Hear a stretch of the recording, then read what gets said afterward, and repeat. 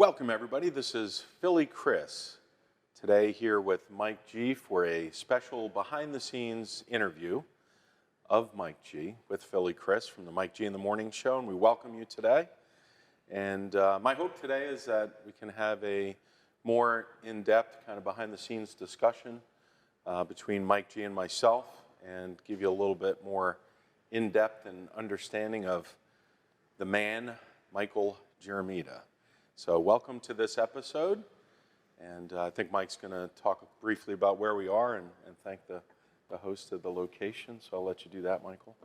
Well, first of all, as always, I want to thank the Freedom Station WFYL for helping us put this together and putting us over the airwaves, despite the fact that we perhaps don't deserve it sometimes and we cause a little too much trouble. I also want to thank Alex over here at Sun Cigar Lounge in Exton. It's my favorite place to hang out and kick back after a really long week and enjoy a cigar. So we want to thank them for hosting this today. And I also want to thank Alec from Snappuccino Productions for putting this all together. So we appreciate that very much. Excellent. All right. Thank you, Michael. So, I think a lot of our loyal fans and listeners have a pretty good understanding of who you are and what you're about. But, my hopes today is maybe this episode will reach some folks who maybe are not as familiar with us and what you're doing here in Pennsylvania. So I just want to kind of give a quick outline of your bio a little bit. But, for those of you who don't. I'll keep score. We'll see how much you get wrong. I'm sure I'll miss something here because I kind of know this stuff, but I made a little bit of a list. But as most of our loyal fans know, Mike G is a talented criminal defense attorney here in Pennsylvania and also practices in New Jersey. You have 4 offices now throughout the state of Pennsylvania. You've appeared on several major networks, been interviewed for firearms law and constitutional law and self-defense, things of that nature. You have your own radio show, of course, the Mike G in the Morning Show here on WFYL, so thanks for tuning in. And most people know, too, and some may not know, that you're also the program attorney here in the state of Pennsylvania for U.S. Law Shield, representing thousands of members across the state and also in New Jersey. So a lot of people are relying on Mike's skill set and talent to keep them, out of jail, essentially, when they have a self-defense situation and representing them to the best of his ability. And I've had the opportunity to even travel a few times to some of these court hearings, and it's pretty impressive what Mike's able to do for the clients he does represent, both inside and outside of Law Shield. So definitely reach out to the gun law firm, gunlawfirm.com. Shameless plug there, right? I will say this, you mentioned I have my own radio show. I do have a very good co-host that helps keeping things running. Well, thank you, I appreciate it. You mentioned criminal defense. A big part of my practice is also restoration of rights. Okay, right. And that's something that I really enjoy because I get to meet a lot of people who may have had something going on at some point in time and years have passed and they really turned their lives around. People who have felony convictions from a long time ago and for whatever reason they were able to turn it around. I've seen people who have come to Christianity in jail, right, come out and become a completely different person. Now they have a wife, they have kids. Right. They have many times it's their own business. I represent a lot of people who own their own business, and they've become successful, but they have this thing hanging over their head. And a lot of times people reach out to me because I'm the gun guy, right? Right. Wrote a book about Pennsylvania's gun laws. They realize, hey, they've got a wife and kids and a house. I want to be able to protect myself, protect my family, and I want to be able to protect my home. Even though we're not using deadly force to protect property, right? That's right. Don't do that. This occurs to them, and they might reach out to me for that in the first place, but a lot of times as we go through the process, people will realize that, you know what, I want this for more than just my gun rights. I'd like to clear my record for a lot of different reasons. Maybe if they have their own business and they're going into people's homes, somebody pops that name in and they see that they were convicted of a felony, even if it's 20 years ago, that'll give people pause. Absolutely, yeah. Even if this is the kind of person that's completely turned their life around. And, if we get in front of the Board of Pardons and they agree with me that this person's turned their life around and they've got a good track record, right, and we're able to clear that up, then it means the world to a lot of these people. So that Yeah. that is definitely, we've done a series of comeback stories Yes. on this program, That's right, yeah. and that's one of my favorite things. And everybody loves a good comeback story, right? This is true, and I think it's interesting because these individuals have paid their debt to society. So, and you know, our fundamental right to self-defense, and of course the Second Amendment. You know, it's interesting how things you did when you were younger, and you know, can impact you negatively for the rest of your life, even though you did pay your debt, right? You're one bad decision away. Everybody's Yeah. one bad decision away. Right, right. One bad day, the worst day of their life. And particularly people who don't have a good criminal defense attorney when these things take place. I Sure, mean, I sure. see people where they got railroaded in their cases. Right, right. I take a look and I say, how did this happen, you know? Yeah. They had a public defender who was working on 300 cases at the same time, trying to move everything along, maybe. There's Right. a bunch of things that play into it. But it's a life-changing circumstance for these people, and to help them clear it up, it makes a big difference. So Yeah, no, it's interesting, you know, being around you as much as I have doing the show, and also having worked for Law Shield for a bit in the past as a manager, and being around the law aspect of it. It's amazing to me, even now, you know, how complicated this stuff is. And, you know, that's why I rely on Mike. You know, anytime I have a legal question, I'm not a lawyer. And, well, we're seeing some interesting stuff. You're talking about how complicated it is. We're seeing some interesting developments in litigation in terms of things like as-applied challenges, which, if you're not familiar, basically, you know, we've got these very broad prohibitions when it comes to federal gun laws. So one of them is if you've ever been convicted of any felony that carries a max possible sentence of greater than 1 year, or any misdemeanor that carries a max possible sentence of greater than 2 years, then under federal law, you're prohibited from possessing firearms throughout the entire United States for life. It's not like it expires, Right. it doesn't fall off. And they don't look at what you actually served. You could have, you know, pay a fine. Right. You could have unsupervised probation. But if the max possible sentence was more than Right. 2 years as a misdemeanor or more than 1 year as a felony, then you're prohibited. And so we get a lot of people with various, what would appear to be benign crimes, but they're prohibited from possessing firearms. Sure. So with an as-applied challenge, essentially what you're doing is you're suing the Attorney General of the United States in Okay. federal court. Okay, okay. And you're saying that as applied to my client, the plaintiff, this prohibition is unconstitutional. Right. Because you can't prohibit them from possessing firearms. You can't strip them of their Second Amendment rights based on this type of a conviction. Okay. And we have a case right now, the great attorney Richard Roberts Jr. And Who's been on the program. he has been on the program. Shout out to Rich. We should probably talk about him a little more in depth Definitely. later We in the definitely should conversation. talk about him quite a bit, yeah. But we have this case that's in the Third Circuit Court of Appeals right now. It's a federal court of appeals.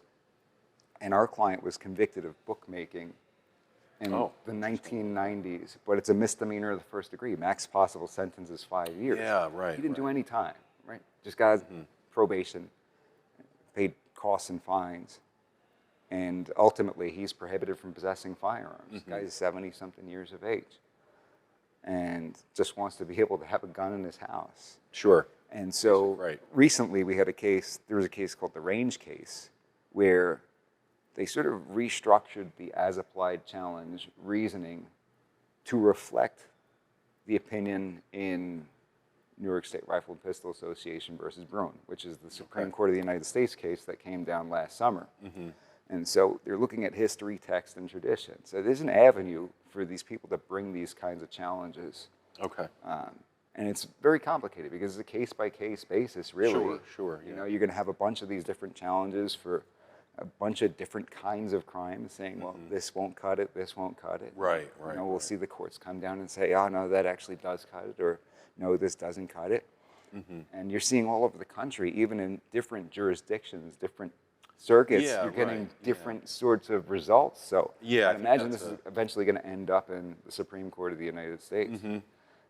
Yeah, being around you, it's interesting how, you know, I've learned about how it is different. You know, the outcomes are very different depending on where you are, or even what court you're in, or the judge, or, you know, the circumstances. And I know you talk a lot about the totality of the circumstances. So I think, you know, unfortunately, there's this misconception out there, and I've run into people, you know, who I speak to, and they just think it's so simple, and, you know, they're just using their God-given right to self-defense, but obviously it's much more complicated than that. What do you think one of the biggest misconceptions is when it comes to that, Mike, that you run into? There were all kinds of misconceptions. We could talk for 2 hours about Yeah, sure, that. sure. But there's a misconception in and of itself that people know enough about gun laws. Yes, right, true. Right? And these are not laws that will come instinctive to people, because they're not really, in most instances, based on any inherent right or wrong. Right, right. So you're not going to have instincts when it comes to these laws. Yeah, right, makes sense. Instinctively, this carried a max possible sentence of 5 years in state prison because it's a misdemeanor of the first degree, even though it was a non-violent offense. This doesn't come natural to people. We see so many people. So that's a misconception in and of itself. People thinking that they know enough and that it's simple enough. Because I've devoted my entire life to gun law, right? Yes. Or at least my entire adult career to gun law. I do it from the minute I wake up to the minute I go to sleep. There's a lot to know. The book that I wrote about Pennsylvania gun law is about I meant 500 to mention pages. that in the bio part. Yeah, you've written a couple books now, authored multiple books on firearms law. And, but ultimately, with doing this day in and day out, you can use a lot of words to describe our federal gun laws, but logical and intelligent wouldn't necessarily be the words I would use to describe them. exactly. This is a minefield. It's a minefield. We get so many people, I can't tell you how many people, where they won't realize that their conviction for bookmaking, right? Yeah. Their conviction for second offense, highest rate DUI, their conviction for, I don't know, certain receipt of stolen property cases. Well, you get those calls so often that regularly when I'm with you, you'll get those phone calls, and I have the opportunity to hear, your side of it. Of course, I'm not hearing what the client is saying, but it seems interesting to me that it's very common that they don't even understand the consequences and what they were charged, and sometimes they don't even know what the charge was. And I think I've been with you several times when they almost get into this argument on the phone with you that they have heard from other attorneys that they should just go and apply and see what happens. So if you could touch on that a little bit to illustrate the importance of not doing that and what could happen. I can only speak to specifically here in Pennsylvania because I've had this conversation with attorneys from other states, and they look at me like I'm nuts. They're like, "What are you talking about? Like, this is really going on over there." One of my buddies, he's been on the show before, Eric Weborg, used to be a prosecutor in Texas. He's now in-house general counsel for a pretty successful corporation. Yeah. But when he was a prosecutor, we had this conversation where I told him, this is what they're doing out here. They're prosecuting people when they answer the question on the form wrong. Yeah, and right. He thought it was totally bizarre. Interesting. He said, your punishment in Texas is you don't get your gun. Now, granted, Texas is big. That could be the way they were just doing it in his jurisdiction. For all I know, on the opposite side of Texas, they were prosecuting. Or maybe it's changed in the last few years over there. But I've had conversations with attorneys from other states, and it's just unheard of over there. But in Pennsylvania, if you apply and you're incorrect, there's a felony for knowingly and intentionally providing materially false information on a form in connection with a firearms transfer. Even if there's no intention, they didn't know, it doesn't matter. Well, the law says knowingly and intentionally. Does it? Right? Okay. The law says knowingly and intentionally. Right. But the government doesn't look at these cases and say, well, he probably didn't know. How could he possibly need? Ignorance of the law. That's an interesting point that you make, because I've heard even attorneys under these circumstances not really identify the true issue. You talk about ignorance of the law. This doesn't come down to ignorance of the law necessarily, right? Maybe in a broad sense, there is ignorance of the law involved. Sure. But if you're really getting down to the nitty-gritty, this is truly a mistake of fact rather than a mistake of law. Okay. Could you explain that? And the reason is that they're being asked a question, right? Have you ever been convicted of a crime punishable by greater than 1 year? Now, that's not exactly how it's worded. It actually says, have you ever been convicted of any sort of a felony in bold letters? Or yada, yada, yada. So, but when they're answering no, the people who truly thought the answer was no, they're making a mistake of fact, right? The fact is they were convicted of a crime punishable by greater than 1 year, or Right. greater than 2 years if it's a misdemeanor. That's the fact. So they're okay. making a mistake of fact, and when there's a knowingly and intentional requirement, they call it mens rea, guilty mind, in the law, then a mistake of fact can, in certain circumstances, negate the necessary mens rea, right? Because you need a certain mental state, knowingly and intentionally under the law. Right, right. And if your mistake makes it so that your response was not knowingly and intentionally, Yeah, okay. then ultimately they can't meet their burden. Interesting. Right? Okay. But it always comes down to a jury. Does a jury believe that this person didn't know? Sure. And we've fought tons and tons and tons of these cases over the years. We're one of the few, Rich and I, are some of the few attorneys that I'm aware of that take these things to felony jury trial. Yeah, sure, You know. sure. So that's a big mistake that people make. Yes, right, definitely a problem. And the people who don't take the time to talk to a qualified attorney, get an investigation on the front end to find out, hey, I am prohibited, don't do this. Right. Not only does it end up costing them more in the end, because criminal defense is expensive. Sure, right? sure.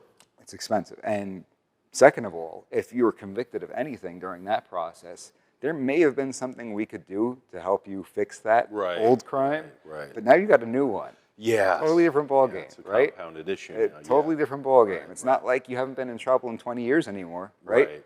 Now you were just in trouble now. So Right. Yeah, it's not funny. it becomes a lot more difficult. Yeah, absolutely. Yeah, no, thanks for explaining that in more detail. One thing I did want to get into, and maybe to almost take a step back a little bit, is to gain some insight, for our viewers about really who you are and how you, became so successful at a young age, and maybe touch on your earlier years a little bit. We haven't gotten into that too much on the show. And then maybe talk a little bit more again about your professional life and the gun law and your thoughts on the politics in the state of the country. And then I also want to touch on your faith a little bit at some point. But if we were to go back, to, your childhood, what was your childhood like, Mike? Oh, very flattering, by the way. It was successful at a very young age. Well, I appreciate that. It is true. And I mean, you're still not 40 yet, right? I don't know if you want to mention your age. Appreciate you titling me with both young and successful. Thank you very much. I know you have a lot of miles on the tires. A lot of as you miles, say, but- 100%. Yeah. Right? Well, when I look around at some of the people who I went to law school with, a lot of people had families where there were many attorneys. And maybe their parents were attorneys, or they had uncles, and sometimes even, I was in law school with people who were going to be third or fourth generation attorneys. Yeah. And these were people who were driving into the parking lot with their BMW and everything like that. Sure. And, Sure. I was riding in on my 97 Ford Thunderbird that I bought for $900 on Craigslist with whatever money I could scrape up, and clear tape over the headlight because I couldn't afford to replace it. Right. And so it was different. But I had a coach once tell me that starving wolves hunt better. Interesting. And I think that there's actually something to that, because I was extremely motivated to do the best I possibly could, because I didn't have anything to fall back on. Right, yeah. I mean, growing up, and God bless my parents, they worked very, very, very hard. I mean, Yeah, you your look parents, at, I've had the opportunity to spend some time with them, and they're amazing people. Shout out to Mike's parents, and I think this is a great example of what good parenting can yield in your child. well, they really are, because both of my parents grew up without a father. My mother, for multiple you heard, if you watched my Uncle Jerry's story, you saw that my mom's dad had been married to 5 different women in 5 different states. Wow, okay. And yeah, ultimately, so he wasn't exactly in her life as a constant, but Sure. he ultimately passed away. He had, I think, 4 kinds of cancer at 34 years of age. crazy, right, And crazy, was just gone. So she was 17 years old. I was very far from being born. So she grew up without a father for all intents and purposes. And her exposure to having a father was actually even more than what my father unfortunately dealt with. He was raised in the Marlboro Projects in Brooklyn, New York. Wow. And multiple kids. He had a twin brother, an older brother, a younger brother, and a younger sister, all being raised by a single mother. 'Cause Yeah. their dad was around till my dad was maybe 6. And when he was around, he beat the tar out of every single one of them. Yeah. Alcoholic, real bad situation. Sure. And, by the time my dad was 8 years old, he's leaving 2nd grade, going to the gas station to work until 9 o'clock at night Really? every day. Wow, I didn't know that. I mean, thinking about that, it makes you feel really bad for him. Sure, sure. That's a heck of a thing to endure as a youth, yeah. But he did it, and he kind of, you see people in those kinds of situations, and in my experience, they go in one of two directions. Either they continue that cycle, right? They become an alcoholic who beats the hell out of their kids. Yeah. Or they say, I'm going to give my kids something different. I'm going to be a really good dad. And I'm going to be present in my kids' lives and be there for whatever they need. And that's the direction that my dad took. Yeah. If you ask me, my dad's the best dad in the world. No, he's great. And this is, I know. And to see what he was able to do career-wise compared to where he came from, incredible. Yes. Incredible. He's quite a compared talented to where musician, he came right? from. Like, I didn't. Well, yeah. So there's that. Discovered he had tremendous musical talent when he was a teenager, and ultimately he's got the work ethic that he instilled in me. Right. Right. It came from somewhere. I wanted to ask you that, where that motivation and that drive came from. From what I hear from anybody who ever worked with him in the music business, he was absolutely relentless. And he did everything that he could possibly do to succeed in the music business. And if you look at his credentials, he's played with some very serious people. He played Nassau Coliseum with the Stray Cats and the Squeeze. That's awesome, man. That's cool. Very cool. Toured England 3 times. Mick Ronson. Do you know who Mick Ronson is? Not sure. Mick Ronson might not be somebody who's like a front and center like David Bowie, but he's David Bowie's guitar player. Oh, okay. The guitar player for Mott the Hoople. You know the song All the Young Dudes? Yeah, yeah. Oh, yeah, everybody knows All the Young Dudes, Yeah, right? awesome, right, Mick Ronson. So Mick Ronson was their producer for a Okay. period of time. Mick ended up passing away, but he worked with a lot of very serious people during his career. And, K-Rock was the big station in New York when I was growing up. Who do people always compare us to? When you ask somebody, who do people compare us to? When the radio show. The radio show? Yeah.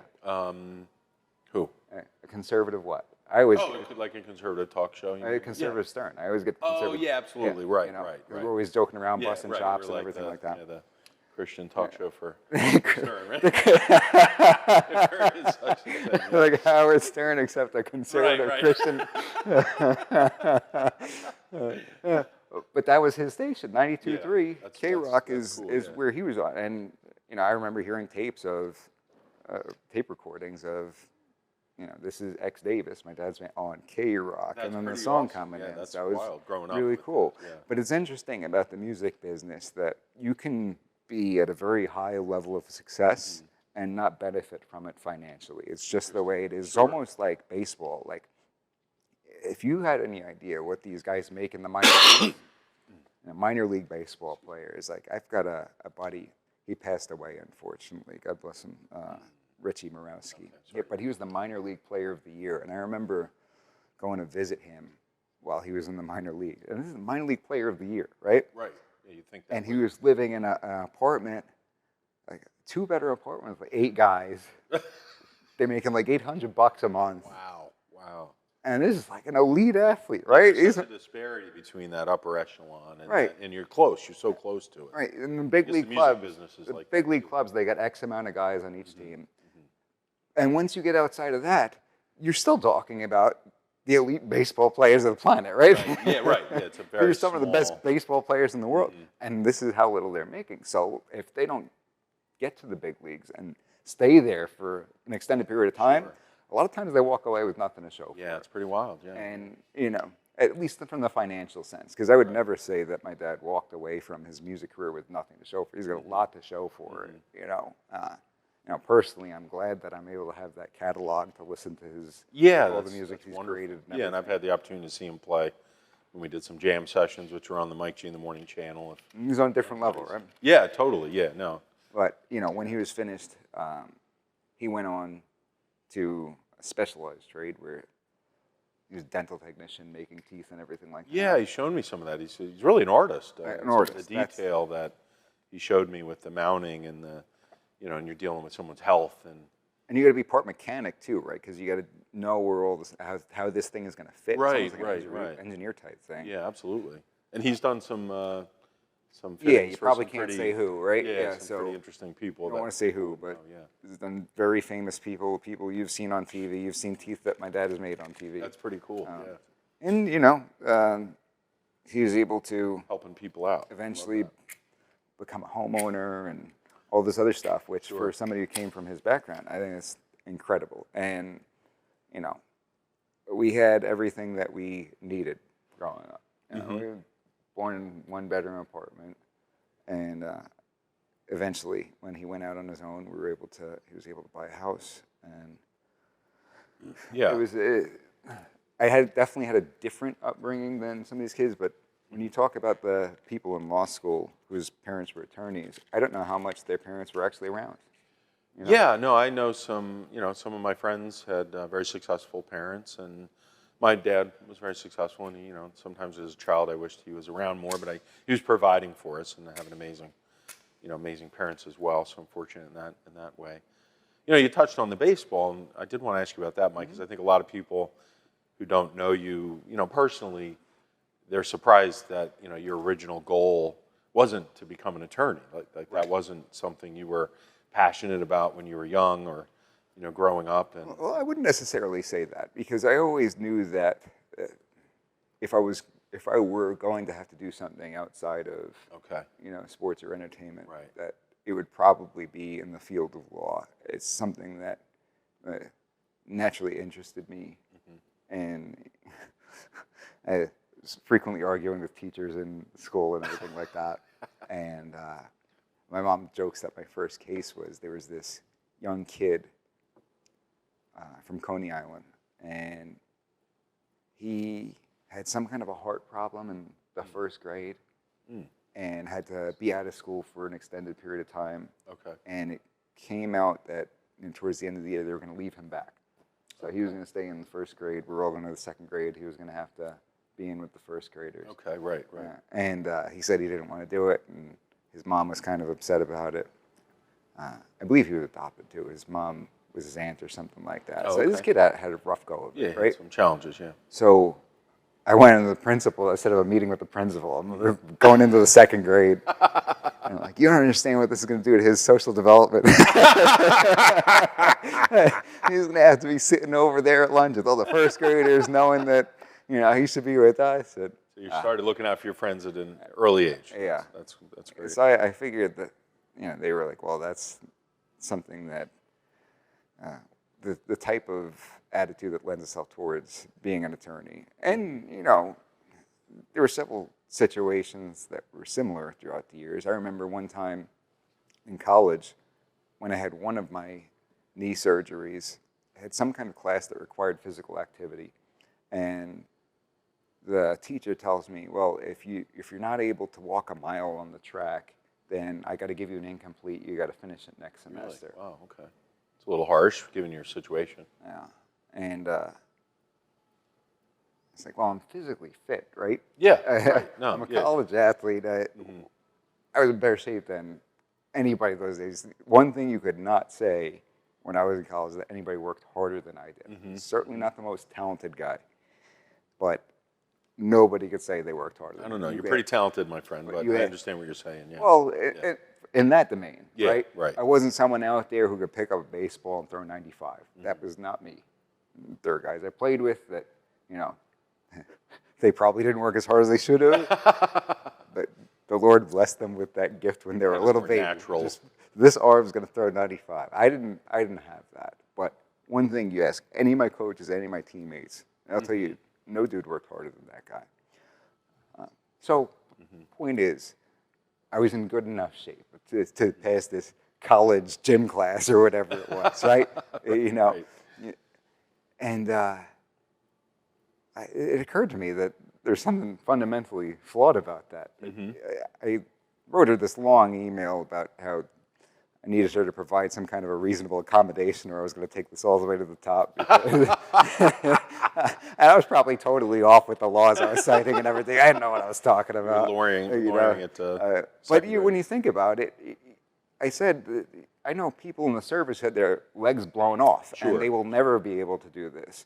Are you saying that somebody like that isn't capable of showing that they're physically fit because they don't have legs? I Sure. said, I still got upper body, my cardio is still in check, so put me on the hand bike or something. Give me some kind of alternative that shows that I'm fit enough to pass this Yeah, right. criteria. That makes sense. Yeah. And I must have got through to her because she was like, okay, meet me at the gym. It's so funny, though. Somehow it got back to my coach. They were like, what is wrong with you, G? You threatened to sue this poor lady.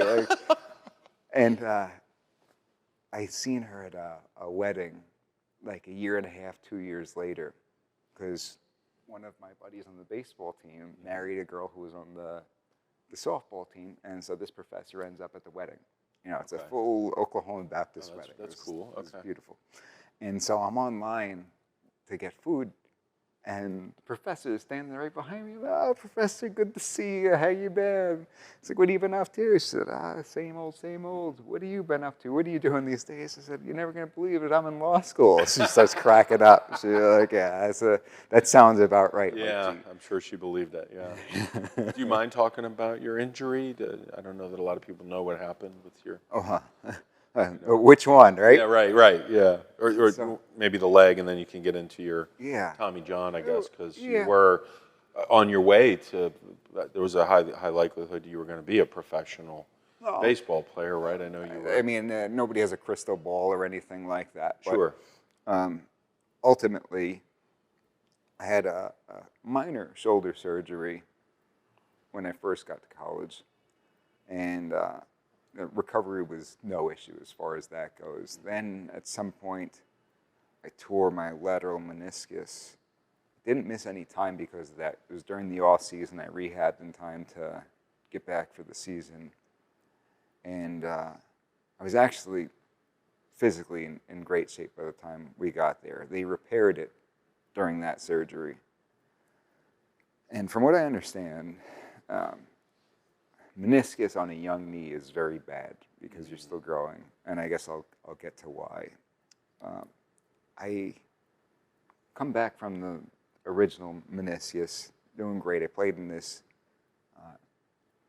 summer league up in the tri-state area. It's one of the collegiate leagues that's put together for college ball players and everything, and I had a phenomenal season. I think I gave up like my ERA was under 1, I'll put it that way, which is very good. I had 2 strikeouts to the inning. I was totally dominant. I was lights out that summer, and I was feeling great. And then the offer from Oklahoma Baptist comes, so I'm going out west. Towards the end of that summer season, and keep in mind, I think I led the league in saves that year, so I would come in, it was almost automatic, the game's getting closed down. I was really hitting my stride as a ball player at that point. And I remember getting to the game, and something didn't feel right, and I didn't have my normal stuff, and I just felt it go. I felt my elbow go, and my velocity wasn't the same. Coach I didn't say anything. Coach comes out. He's like, "What's going on?" I'm like, "Nothing. I'm good. I'm good." Gotcha. Go back to the dugout. I'll get out of this. And I came back out after another few pitches. Like, something's not right with me. Give me the ball. Right. And I remember going, because we're getting towards the end of the season, and we had a road stretch in Connecticut that was coming up. And I remember going to the doctor and saying, hey, I might have to very well pitch in 4 games this weekend, so I need a cortisone shot. He's like, all right, let's take a look and see what we got here. He does like 1 test, and I'm like screaming, and he's like, this is not going to be fixed with a cortisone shot. Gotcha. So they sent me to some tests. First guy said, you need Tommy John. Second guy, I got a second opinion because it was not going down that easily. Yeah, right, sure. Second guy said, I don't think you need Tommy John. I think you need surgery on your ulnar nerve because it's off the track. Okay. Nerve in there. Right. And I went to a third doctor. And he was like, if you're going to go to somebody in the Northeast, this is the guy you want to go to. And so I went to him, and he was like, well, you do need Tommy John, but you do also need that ulnar nerve. Oh, really? Wow. So kind of confirmed what both doctors were Yeah, and I remember picking up on. OBU coaches calling me because I had scholarship. Yeah. It's just signed and everything. Right, right. I didn't get to play a game in an OBU uniform, and I needed Tommy John surgery, full elbow reconstruction. I'm going to be out for a year. Crazy. I remember, and it was, it's kind of embarrassing, but I ducked his phone calls for a good week. Sure. And finally, I had to tell him, I was like, listen, man, I don't know if this means I get the boot, and you cut ties. I need Tommy John. And he was like, nope, we're still with you. Really? Come on That's out. impressive, yeah. You'll rehab with our finest out here.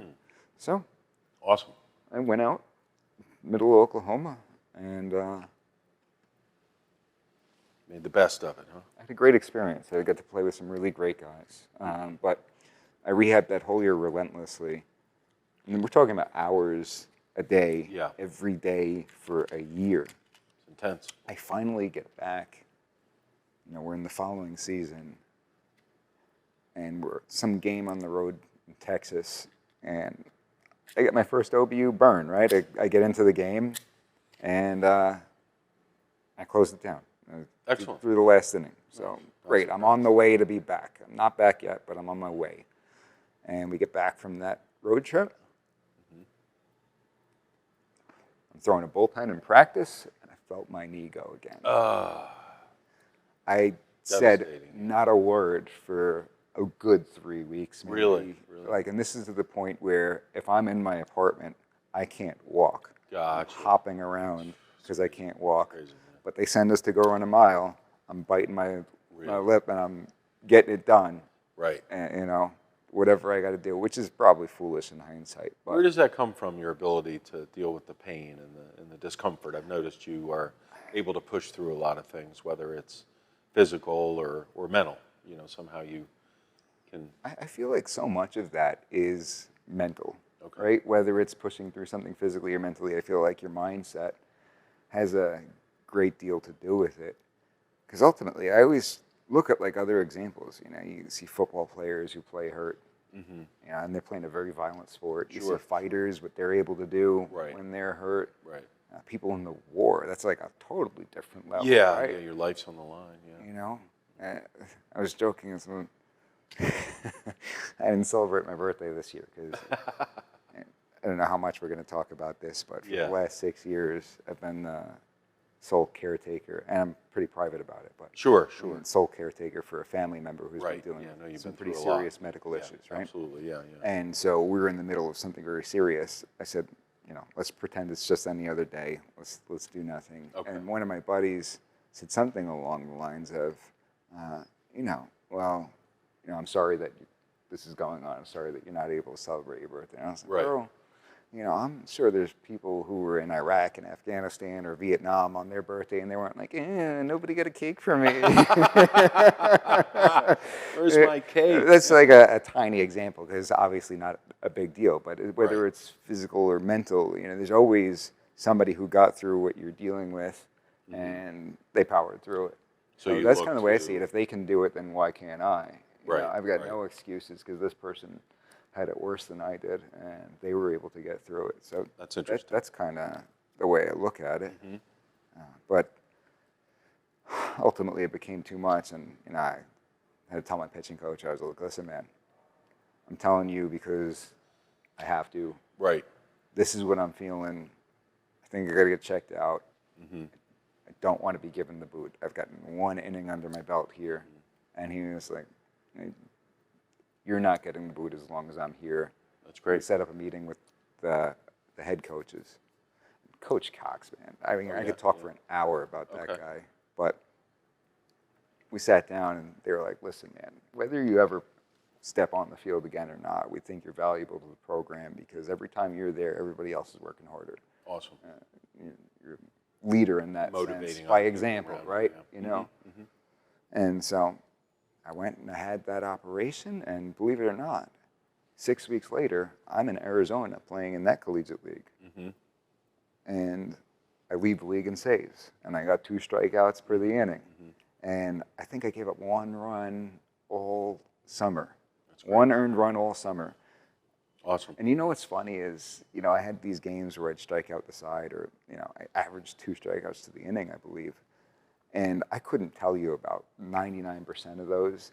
I could tell you exactly what I did wrong on that one pitch that went over the fence to give me my 1 earned run for that year. Oh, exactly. Like burned into your memory. Burned into my memory because you never wanted to make that mistake again, right? Right. Yeah. So, but I had a great summer. I had put up great numbers, and it was a great experience being out there. I got to room with an OBU guy, Reese Allness, one of our outfielders, and got to meet some really great people. The host dad, the family that kept us there, we didn't have any money, fed us and everything. And the dad is he was on his way up at the time, but today he's a big time real estate investor, Kahuna Investments.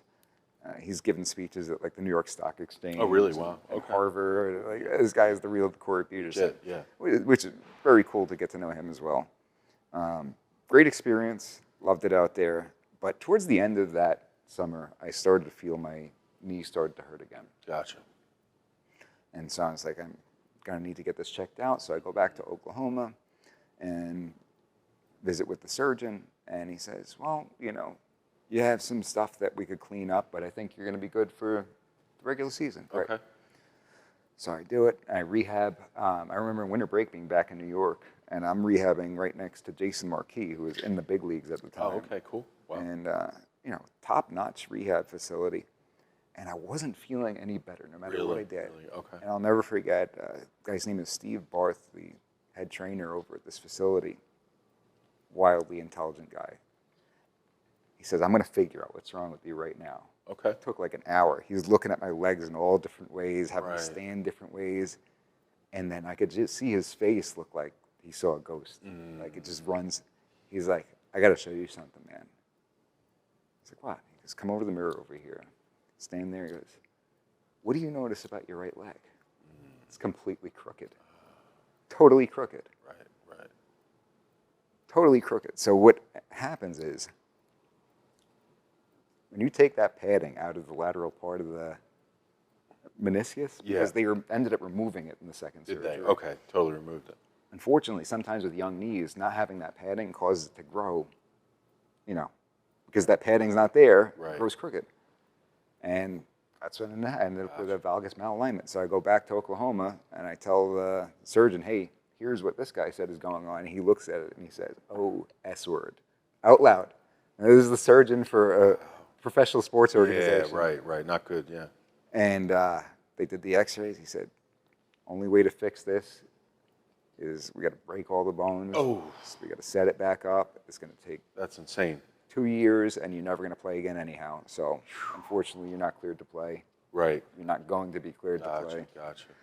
And that was it. I mean, I still was How able old were you when that happened?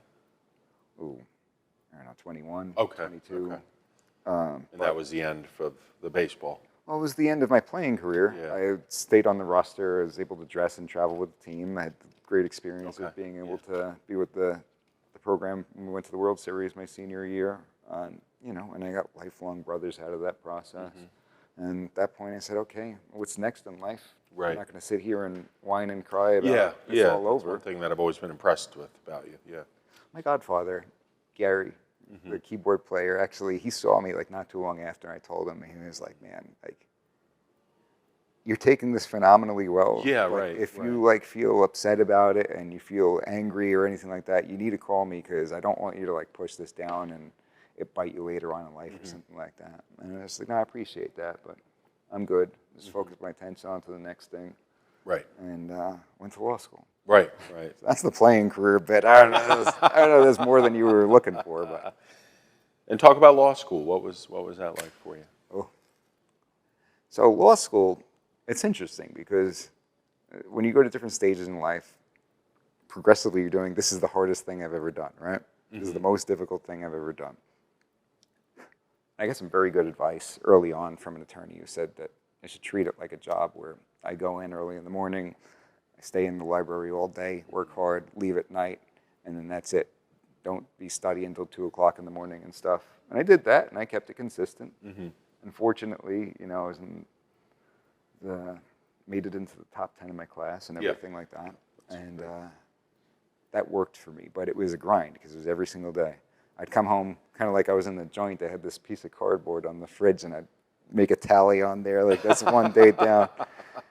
And it was very difficult. And then once that was over, you know, studying for the bar was the most important thing that I did, and actually taking the bar and succeeding. And then you're like, man, how did I do that? That was rough. And then you get into practicing the law, and you got people's lives in your hands. Like this, you know? Right. And it's like, okay, Quite a responsibility. going back to that stuff was a piece of cake. But I mean, there is a lot on the line. I remember going into my finals in law school, and for somebody who's not of means, you think about the amount of money that you spend on law school, right? Sure. And I remember calculating, okay, each test is $5,000 this semester, right? Each final that I'm taking, this is a $5,000 test. Good way to look at it, yeah. And that'll motivate you. It all worked out, yeah, especially when you're like counting things in your grocery cart and everything. Like you know, I didn't even have in my car, the windshield wiper stick fell off. Oh, yeah, right. So I had to, I couldn't afford to have it replaced, so I just put it in my cup holder. Oh, wow. And it doesn't rain too often in Oklahoma, but when it did rain, I would just take it out of the cup holder. I'd put it in there. Oh, really? I'd hold it in there while I drove so the windshield wipers would be gone. You were being a hungry wolf. What advice would you have for younger folks who are considering a career in law these days? And, you know, maybe even focusing on the Second Amendment or criminal defense. I mean, I could say all the jokey things. Yeah, sure. Like, pick something else or anything like that. It's not for everybody, right? It's a very high stress occupation. You're going to have to put in a ton of hours. Yeah. And most of the time you have to do them at odd hours, right? I get an emergency call on Thanksgiving. I got to deal with it. I get emergency calls in the middle of the night. I got to deal with them. Right. And sometimes they're not, unfortunately, not even legit, you know? Yeah, sure. No, I've been with you when you've had those calls. Yeah, it's pretty intense. Yeah, because maybe some people don't know, you actually carry an emergency phone with you 24/7 for Law Shield. 24/7, 365 for the last God knows how many years, right? Right. So there's that. And you know, I treat every case like it's a family member or it's Yeah, I see like that you're like that weighs on you. Right. You know, I don't know how long a person can actually do that. I don't know if it's healthy, but I would not try these cases any other way. I wouldn't try it like it's just another case. It's just another number. This is just my job. I can't do that. Right. It goes against every fiber of my being. If I'm going to do it, this is how I'm going to do it. Right. But it takes a toll on you, man. Absolutely. No, I've been around you when you're dead tired or sick, and you keep going, keep pushing through. And this was certainly not the plan from the outset, was to be a firearms attorney, right? I didn't go to law school and say, okay, I'm going to be a gun lawyer. That was not the plan. Yeah. Where did your love of firearms and gun law come from? Maybe that was out in Oklahoma, you know. Uncle Jerry up in Kansas, I went to his place for Thanksgiving, and they have like a tradition where after everybody eats turkey, we go out and shoot their guns. Instantly, I was like, this is for me, man. I'd never been around it growing up. Right, yeah, being in New York, yeah. So restrictive out there. What's the thing you always say about New York gun owners? Oh, it's the NYPD and the criminals. Right, That's it. I didn't know a single law-abiding gun owner growing up.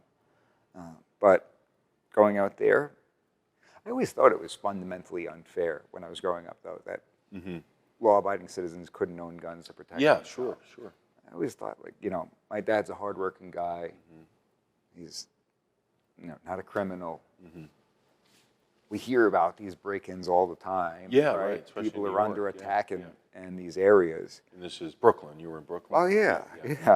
I didn't, so I was fortunate enough that I didn't live in the projects that my dad grew up in.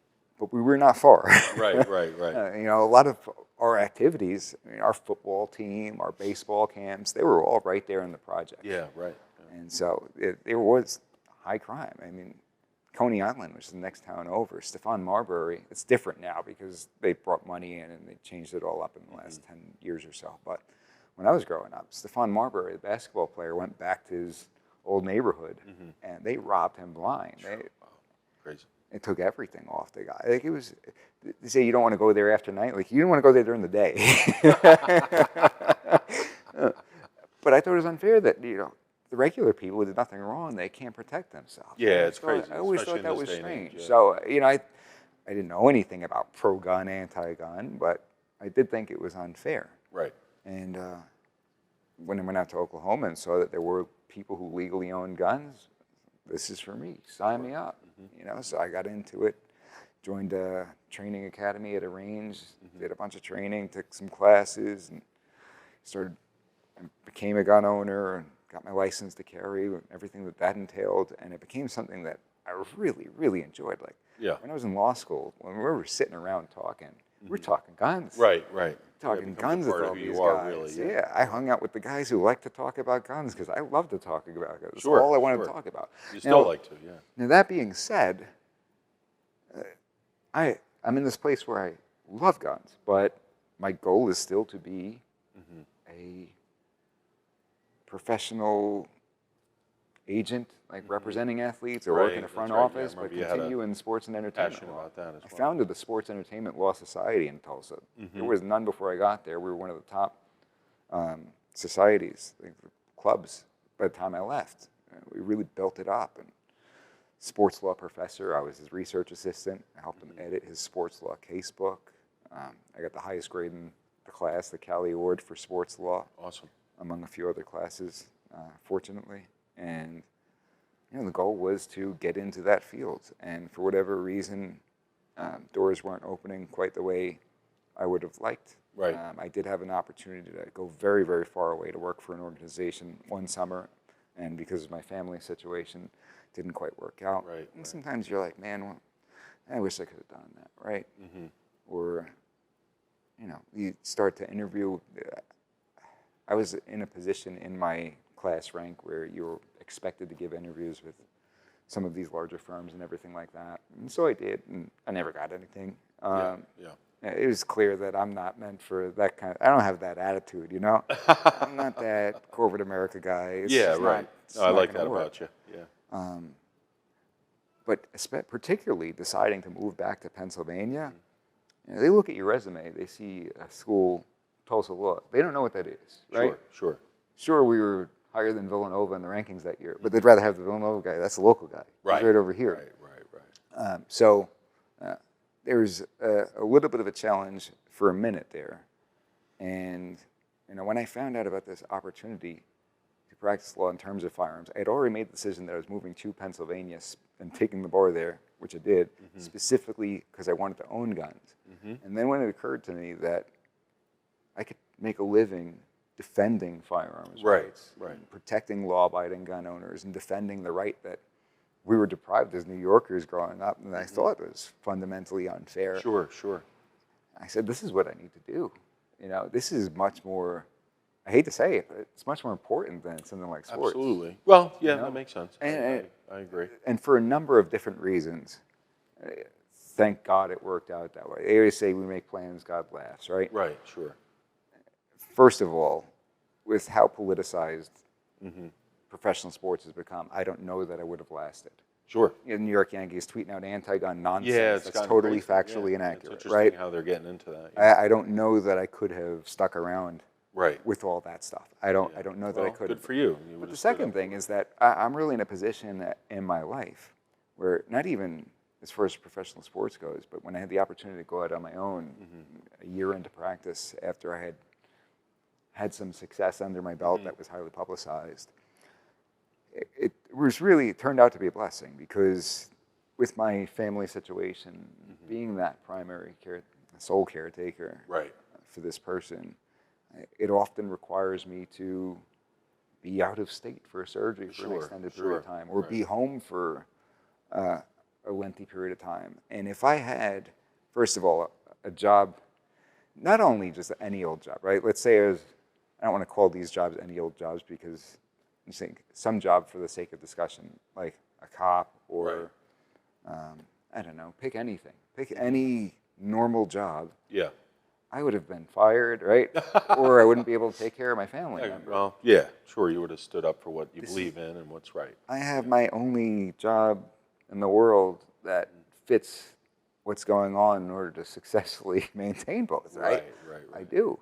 So even if I was working for a regular firm or if I was working for a professional sports organization, Yeah. my career would be done right now. I wouldn't have been able to sustain that. So this is where I'm supposed to, for whatever reason God wanted me in this position. Yes, yeah. I believe Defending that. firearms rights, Right. defending these individuals, and doing it for myself. Right. I'm so blessed to have a great team at the gun law firm. Yes. Between my justice Yeah, you brother, do have a great team, right? my justice brother, attorney Richard Roberts. Richard Roberts, ladies and gentlemen. Yeah. Attorney Craig Heimberger, who's just a Yeah, you're brilliant, surrounded by some really good brilliant people, yeah. legal mind. And Rose and Mike Moore and John DeBello. That's awesome, yeah. You know, these are just phenomenal, phenomenal people. I couldn't ask for a better team surrounding me. And it all started with just me answering the phone and doing everything like that in Mechanicsburg, Pennsylvania. Yeah, right, So, yeah. you know, it's great. And Rich, I could talk for a long time about that because we started at the same law firm out of law school. So the minute we start practicing law, we're on the same team. Right. So my entire career, I've been doing cases with Rich. And I remember the first day that I was at the firm, the boss had sent around my resume to everybody. Okay. And so I hear some loud voice there in the hallway. I'm like, who's that? So he comes on over to my office. He goes, "You the new guy." You know his voice. So that's Richard Roberts. Okay, there you go, right? "You the new guy." So I stand up, I go over, walk over to him. "Nice to meet you, Mike Giaramita." Rich Roberts, shaking hands. He goes, "Senior class rank. It's pretty impressive, pretty high. Not as high as mine, but it's pretty high." Sounds like Rich, yeah. So I looked Was at he him. wearing a nice shirt? So I keep shaking his hand. I smile and I go, "You went to Widener."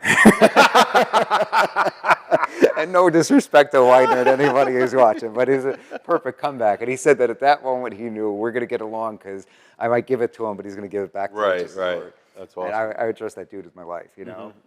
That's the type of trust I developed for him over the years. I respect him as much as one could be respected in terms of being an attorney. Yeah, that's great. He's got the type of attitude that I get along with. Right. You know, extremely hard worker, very principled, and just an aggressive guy in the courtroom, Yeah, and a good which guy. I like. I can't stand when I'm watching an attorney or, you know, I don't know that it's necessarily working alongside an attorney, but watching an attorney and they're not aggressive enough to get something done. And I remember there's this line, and there's a television show, Goliath. I don't know if you've ever seen it. No, I don't think so, no. It's Billy Bob Thornton plays a lawyer, Oh, and he's okay. great because he's great at everything. That guy. Yeah, he's a good actor. He plays a lawyer in a movie The Judge too. He plays a prosecutor. Sling Blade, right? Yeah. Sling Blade, right? It's just no matter what he's playing, you believe him, right? Very believable, yes. He's playing that baseball coach in Bad News Bears or whatever, or the Santa Claus guy. But in this show, he's a lawyer, and he's working with a lawyer who's trying to settle and is trying to work it out, and she doesn't want to litigate. Right. And he says she doesn't want to push back on something, and it was something important. Right. And I remember he says, "Be a effing lawyer or don't be one." And that like sums up Rich and I's approach when we're doing these That's things. good. I like that. Yeah. You know, I don't want to use the F word, but Yeah, sure. You can if you want. be an effing lawyer or don't be one. And that's what it comes down to, right? What are we here for? We're here to fight for our client. Now, sometimes you don't want to fight when there's no reason to fight. If there's multiple ways to skin a cat, as they say. Yeah, and sure. Sometimes working something out is the way to go. But to roll over and not fight just because you Absolutely. don't want to fight or you're too meek or whatever, Yeah. that's not going to fly. I know you're a fighter, That's not yeah. going to fly. And particularly when I think that somebobody's doing us wrong. Yeah, right, exactly. I so much prefer to be in a case where I almost have to, right? Be in a case where I truly believe in the cause here. I Sure. believe that my guy's getting the raw deal, and where the judge is doing something wrong. And that's probably, admittedly, taking things too far sometimes. I had Sitchko pulling at my attorney Brian Sitchko pulling at my collar in court a couple of times. What's wrong with you, bro? Rein it in. But if I were doing something that just didn't resonate with me that way, and I don't know what it would be, whether, I could throw tax law out there. That's always the generic, not for me kind of thing. but I wouldn't be able to effectively do my job because it's not something that comes down to the fiber of my being, right? Right, right. That's good. And sports, I enjoyed sports my whole entire life. It was my life for a lot of years, so perhaps I would have been able to do it like this, but at this stage of my life, there are things more important than professional sports. Sure. I still love watching the fights, right? Yeah, right. I We look watched forward a to few that together, yeah. every month. I look forward to watching the fights. Always been a huge football fan. Football is my favorite sport to watch. Love it. Thoroughly enjoy it. What's your favorite memory from baseball? I don't know that I have a favorite okay. memory from baseball. Going to the NAIA World Series was very cool. Okay. It was a great experience, but I don't know that I have a favorite experience. I mean, well, here's one that's interesting, and this is going back quite a bit. This doesn't sound like I'm one of those guys who's like living in the glory days or whatever. But when I was a junior in high school, they had this showcase at Duke University where certain players came out and they had a skills day. So they had a bunch of different college coaches and even big league scouts out there watching everybody do all these drills and everything. And then at the end, they had X amount of guys, they were college coaches or whatever, were drafting teams for a tournament. Okay. So I ended up on a team coached by the guy who was the head coach of Greensboro College, Ken Carlisle. Oh, okay, cool. And we go to this tournament, and I end up having a few really monster games. And I had this one monster game where I came in, bases loaded, no out, and we were up by one run, right? So if that guy on third base scores, we no longer win the game. Right. And I shut him down, and we ended up. It was a night game, bright lights, everybody's watching, all eyes are on us. And I did something like, after I got the final out, I threw the ball up way high in the air and, gave like a scream. And for some reason, like everybody on that campus knew who I was after that. Because it was the second game in a row that I shut down that day. And they're like, who is the, and they would call me G. Because none of them could say my last name. This is North Carolina. Yeah, right. Yeah, it's a tough North Carolina, you do have a tough last name. They called G. So everybody knew G by the Giaramita. next day. And that got us into the championship. And so we played in the championship, and I came in and I shut them down in the championship. Wow. And as I was walking off the field, they announced I was the MVP of the tournament. That's fantastic. Which was pretty that's cool. a good memory. Yeah, and so that was a great memory. That was enjoyable, being there on that field and being afforded that honor. Right. And, some guys kept in touch after that and everything. That's good. It was pretty cool. So that was fun. What's the best piece of advice you've ever been given, you think? Oh, that's a tough one. Yeah. Like, professionally, personally. Yeah, maybe both. Oh. Here's where I'm going to go with this. So, you know who Chaz Palminteri is? I think I recognize the name, yeah. Okay, well, he's the guy who played Sonny in Bronx Tale. Okay, right, yeah. And he wrote it. Right. And the moral of the story is really about, sticking to your guns, being true to yourself and everything like that. But I went to see him do a one-man show in Staten Island, New York. I actually sat at the table with his mom, believe it or not. And we hit it off real well. I remember, like, towards the end, she was like, where do you live? I was like, I live here in Staten Island. She's like, oh, I live in Florida. And I was like, I remember thinking in my head, like, did you think we were going to go out on dates or something like that? This 90-year-old Italian lady. She was so sweet, though. I believe Alec Baldwin was actually there, too. Oh, no kidding. And but Chaz was telling the story about how when he wrote Bronx Tale, he was doing a one-man show, and he had some meetings with the production companies, and they wanted to go forward with it, but they wanted to get somebody else to write the script, and they wanted somebody else to play Sonny. Okay. And he really didn't want to do it.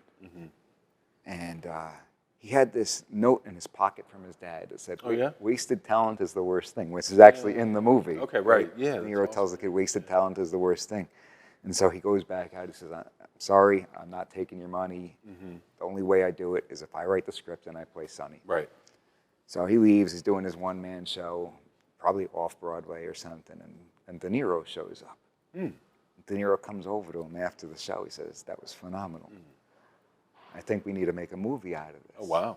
And Chaz says to him, Mr. De Niro, I'm really flattered. I'm probably butchering the story, so Chaz could correct me. I'm really We'll get him flattered. on the show. I'm really flattered, but unfortunately, I've already tried to go that route. And these studios, they don't want me to play Sonny or write the script, and really, that's the only way I want to do it. And De Niro says, I wouldn't have it any other way. That's the way it should be. Awesome. And I'll take care of that. Cool story. So Chaz thinking, is he really going to be able to do this? And of course, De Niro calls them up and says, hey, I want to do this movie. Chaz writes the script and Chaz plays Sonny. They're like, oh, of course, it's De Niro. That's we wouldn't have That it. would all make sense. We wouldn't have it any other way. And he don't have that career, that iconic film, if he doesn't stay true to himself. Right. Kind of like Rocky with Stallone, yeah. Exactly, exactly. yeah. Same, it's very similar story. Very similar story. And ultimately, you know, I found that in my career, both in law and with media, it's been a similar sort of road. As far as the law goes, I had a guy graduated from my law school, and he was the managing partner at this serious firm. Like, dude was worth a lot of money, a lot of legal. Everybody would look at this guy and say, yeah, that's a successful attorney, right? So I meet with him before I graduate. And we're sitting there. And I got long hair. I'm not changing the way I talk. I'm not, yes, sir, mister. You know? Right, yeah. And he says to me, you know what? You're not going to make it in this business unless you change your image. Your image doesn't match what I'm seeing on this resume. Really? I see all these numbers. That's I see all these accomplishments. That doesn't match it. It's not going to work. You need to go cut your hair. You need to start talking differently. Okay. And part of his thinking, like, you know, this guy achieved what a lot of people would like to achieve and everything. But the other part, like, you know what? Just not. To heck with that. Not man. digging that idea. Yeah. If I start playing a character, start doing something that's not natural to me, that's going to be very hard to keep up for the rest of my career. Right. You know? Right. And so I didn't do it. Okay. I didn't cut my hair. Well, it looks like you made the right decision. Anything. Right? I said, you know what, I'm going to do what I do, and there'll be a spot for it. And, you know, similarly in media, and you and I have had this discussion, you know, there have been certain criticisms of my on-air personality. Right. I've got a lot of energy. And if you ever go to a seminar, it's the same thing. You get pretty animated. I get pretty animated. I get excited. And frankly, a lot of people probably have never seen me like this, the way we're talking. Yeah, you're definitely more yourself when we're together, just the two of us talking. Well, here's where I disagree with that, because that on-air personality is definitely myself. It might not be who I am every second of every day. Right. But that is in me. That part of my personality is 100% there. Still that you. comes 100% Mike natural G, to me, right. right? It might be Mike G turned up to 11, but it's 100% Mike G. I have these thoughts. I have these natural reactions. Unfortunately, they're not socially acceptable in every single setting, you know? If I'm in a restaurant and I'm ordering and I'm on the top of, 11 out of 10, Go ahead, give us a little taste of it. Strange. Give us a little taste. No. But that is 100% in me. And, you know, as somebody who consumes television, media, entertainment, I want somebody who's 11 out of 10. Got that energy. Got that energy. Sure, it makes sense. You have so many political commentators that it's, this is boring, man. Right. I can't watch this, you know. Maybe if I'm trying to go to sleep, I'll turn this on. They got the guy with the same boring haircut and the same suit, and he's saying the same words and the same talking points as everybody else. They're just recycled. They don't mean anything. Give me a break. And I'll tell you, Chris, I've done a lot of TV. I've had certain producers tell me, hey, you know, listen, man, you know, your personality on air, it's great and everything. It's great for sound bites, but, you know, if we want to get you moving in this direction where you got your own show, you're going to have to tone it down a little bit. You're going to have to do this. You're going to have to do that. Maybe go back to cut the hair kind of thing, right? Gotcha. Yeah. And it's like, I'm going to be like a carbon copy of everybody else who I can't stand to watch. No, thank you. Well, no, thank you. That's great. I would sooner. Stood your ground. I would sooner not do this program, I'd sooner quit all media than sit there and be boring. Right. Well, Because absolutely. I could not live with myself. And every week when I go on the air and that, Yeah, I've seen you do it. Yeah, yeah. Showtime Yeah. hits, I could be doing anything else. That Showtime hits and we're live, I'm ready to rock and roll. I go into that realm, so to speak. And I wouldn't give that up for anything because that is Mike G. That really is a who part you of are, Mike G. yeah. That's who I Yeah, am you're being true to that I yourself. don't get to let out on a regular basis. Yeah, right. You know? Yeah, sure. If Yeah. I'm sitting there on the couch with my family and acting like a wild man like that, Next time we're at a restaurant, though, I want you to it's order not that socially way. acceptable. And not to say that if it were socially acceptable, I'd be like that all the time. I don't Yeah. think that's true because that would be totally exhausting, Right. right? But the fact is, I've got this somewhere in me, this part of Mike G that does need to come out every Yeah, so often. part of your persona. And when those cameras are on, those lights hit, when it's showtime, that's what it is. And I've not talked about this publicly, I don't believe, but I was offered a television program on Conservative Network. Okay, okay. And Yeah, talk about that. when the CEO contacted me, he said, Mike G, we saw your reel. Mm-hmm. Cool. What do you think? Tell me about it. And he was like, we'd like to offer you your own television program. That's cool. I said, I will say this one thing. I've spoken to some people at these other networks, and they love having me as a guest and everything like that. But they've kind of told me that if I'm going to do it, that I need to tone it down, and I'm really not interested in doing that. He's like, no problem. He said, I passed your reel around the table Awesome. to everybody who's in charge over here, and we all agree. We believe you're going to be a winner. We love that pro wrestling type personality right. on That's a you. good way to put it. It's yeah. exciting. It's over the top. Got the energy, And if yeah. that's legitimately you, then you be you, sir.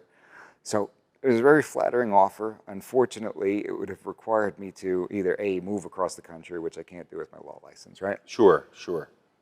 Or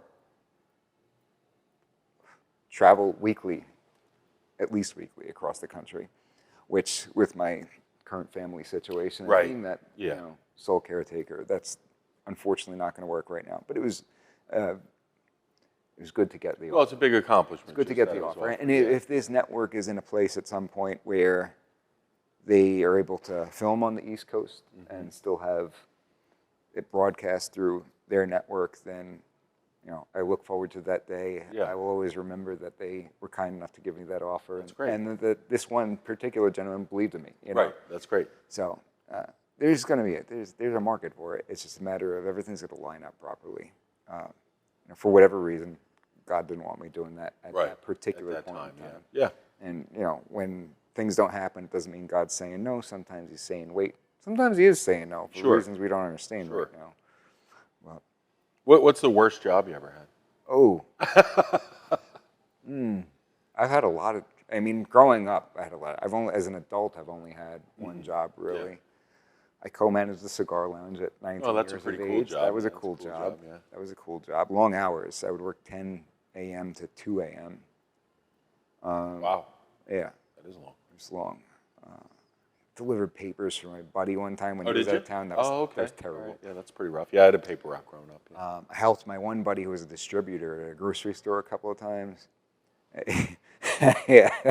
You know what that is? The guys that work for like the cookie companies. Oh, right. Like, Like stocking I work the for shelves. stocking Okay, the really? shelves, Okay, that's like pretty- go on yeah. knee pads and do that. Really? Okay, all right. So how long you been doing this job? He was like, about 3 years. I was like, yeah, I would have jumped off a bridge 2 years and 364 days ago. Yeah, right. It was nuts, man. That's pretty crazy, yeah. God bless that guy. What else? I was a painter for like a week. That didn't work out. Yep. There was like problems going on with the company. But mostly my jobs, like in law school, I worked a couple of different jobs. I worked at a law firm, and I was giving baseball lessons, Okay. and I was coaching baseball. Wow. So I was legitimately working 3 jobs while I was in law Okay. school. Okay. Yeah. And so that wasn't easy. There were a lot of hours that go in. Like you finish up at law school, you go down, teach lessons till like 9 o'clock at night. You drive half an hour Yeah, that's home. pretty wild. Yeah. You're back by 10 o'clock. You got to be up at 5 a.m. Sure. It was a rough little period there. I'm trying to think of what else I would have done other than lawyer, law clerk, baseball instructor. You know, I worked at camps for many years, baseball camps during the summer as That's coach cool. instructor. Working with some kids. I think that's it. What do you think your biggest achievement has been so far?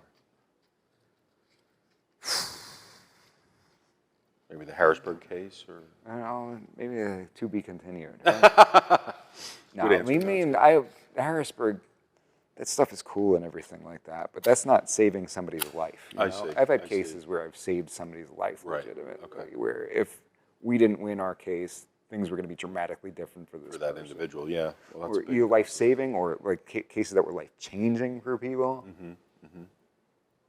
Like very difficult cases. If you could have dinner with any ex-president, living or deceased, who do you think that would be? Living or deceased? Yeah, living or deceased. Yeah. Well, I'd say Donald Trump. Because, Oh, yeah? Oh, Okay, yeah, okay. 100%. All right. Solely because he's wildly entertaining. Right. You got to admit, whether you love the guy's politics or hate the guy's politics or love the guy's attitude or hate the guy's attitude, life's just more fun when he's around. When he's in the media, it's just It is more pretty interesting. entertaining. Yeah, yeah. It's like never a dull moment, you know? Yeah. And I Reach think out to the show, just because it President would be Trump. fun, right? Just because Yeah. it'd be fun. It If would be nothing pretty else, interesting, yeah. like I don't know that I'm going to have any high-level intellectual conversations about policy or anything like that. Can you talk about what you did with the campaign? Every time you have any campaign that's on the right, they're always going to be looking for people to help them out with policy, literature, stuff like that. Sure. So whether it's a presidential campaign or a gubernatorial campaign, or a senatorial campaign, I get calls for all kinds of stuff for my opinions on things. Yeah. And so, but we'll just leave it at that. I'm Okay. certainly by no means like an official part of any campaign or anything like that. I get called a lot. I don't have time for that. Yeah. I'm got a lot going on. Yeah, right. No, absolutely. Absolutely. No, thanks for touching on And that. I don't think that I would ever run for office or anything like that. Yeah, I was going to ask you that. No. Yeah, no, okay. I don't think that's for me. I feel like You don't the see that in your people future? I think the people who run for office, unfortunately, have to have some kind of overconfidence that they are like how overconfident you got to be that I'm the best person to make every decision about Sure. everything. Yeah. It's To kind of have a silly. certain personality type. It's yeah. silly when you think about it. Because you can't possibly know so much about all these things that you know what's right. Right. No. And I'm a guy that's not afraid to say when I don't know about Right, something. right. No, that's good. That's a good trait to have. I get questions all the time from friends and family members about something law related. Well, you're an attorney. It's Right, like, well, yeah, they yeah, kinda I don't assume do traffic Mike law G's in New gonna York. know, You yeah. know, I don't know. I don't know if that was a proper stop over there. Yeah. I don't know about tax law in Tennessee. You've helped me with a couple traffic situations. Come on, man. But they expect you to know everything. And here's the problem: is that some attorneys will feel like flattered by that they're asking their opinion, Sure. and they'll give you like a total nonsense answer, Right, yeah, they like just- not knowing what they're talking about. Yeah, They'll talk right. out of That's their dangerous, armpits yeah, about dangerous, it. yeah. It's dangerous.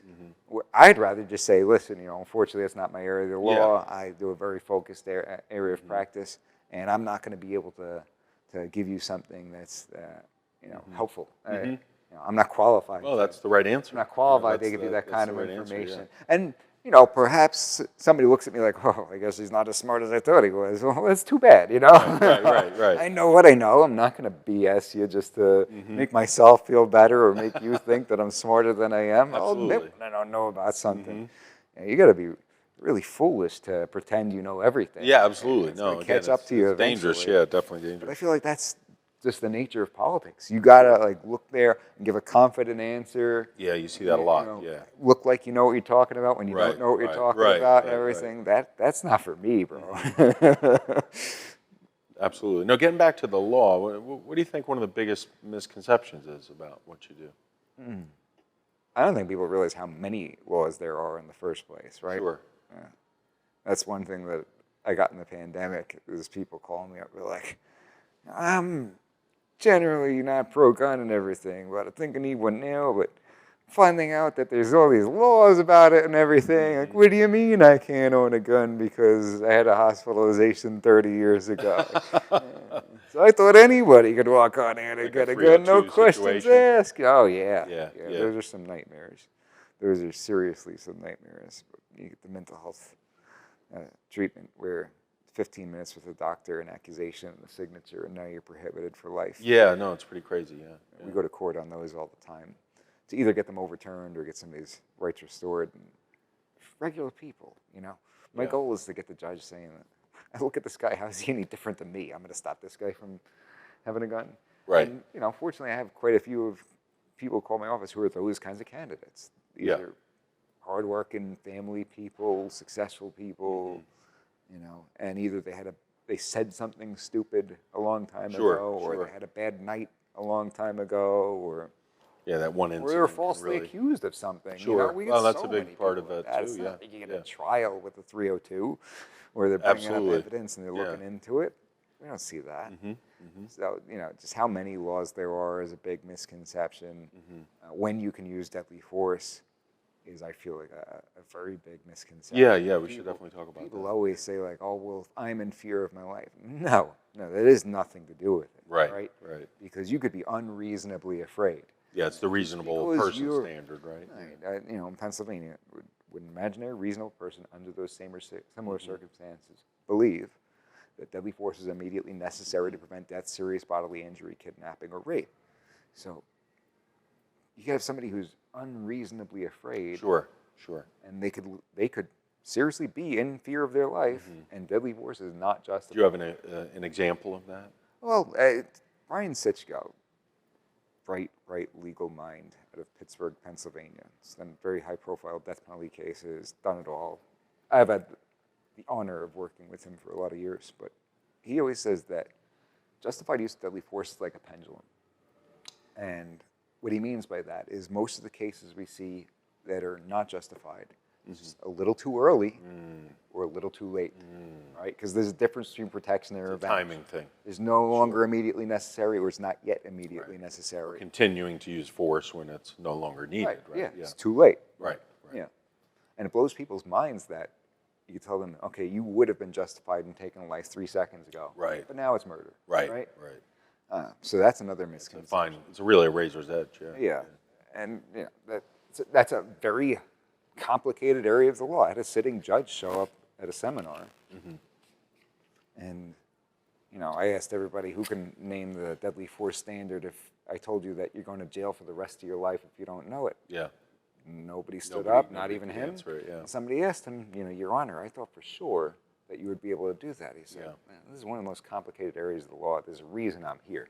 Right. You know, I just want to be able to protect myself, my family, just like anybody else. So, Absolutely. you know, sitting judge can't do Important- it off the top important of his head. details, yeah. Shows you why it's important to take the time to learn and understand this stuff. Right. Because people buy a gun, they think that's the end of the road. And, you know, as long Yeah, as they don't no, I've heard that intentionally from try to hurt gun owners, somebody, yeah. you know, They think they're going to be okay. They think I'll they be know. okay. They're going to pat me on the back, say, good job, you got the bag. Right. Fantasy land. Yeah, good luck with that. yeah, Fantasy yeah. land. So why don't we transition into something more fun? Have you ever had the chance to work with anybody really cool or interesting or? Well, as far as television and radio go, sure. I mean, I wouldn't really want to leave anybody out because there's quite a few, but I've been on panel with Sebastian Gorka, been able to work with Ollie North. That was pretty cool because I remember defending him to a teacher in like grade school, Right. talking about him, and to be able to work with him and talk to him a little bit behind the scenes, that was very cool. Just quite a few people as on that side of things. On the legal side of things, I've had the chance to work with some really fantastic attorneys.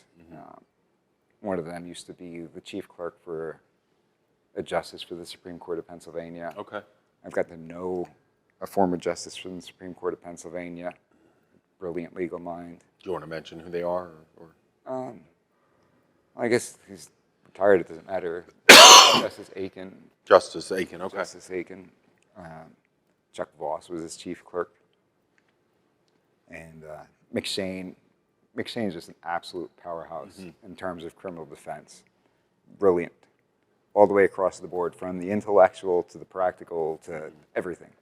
He's got it all. And that's the firm you started with. Right, yeah. No, Justin was a good guy to learn from. Yeah. He's tough, but... What's he doing now? Criminal defense lawyer. Excellent. You know? Well, there we go. He's also a competitive boxer.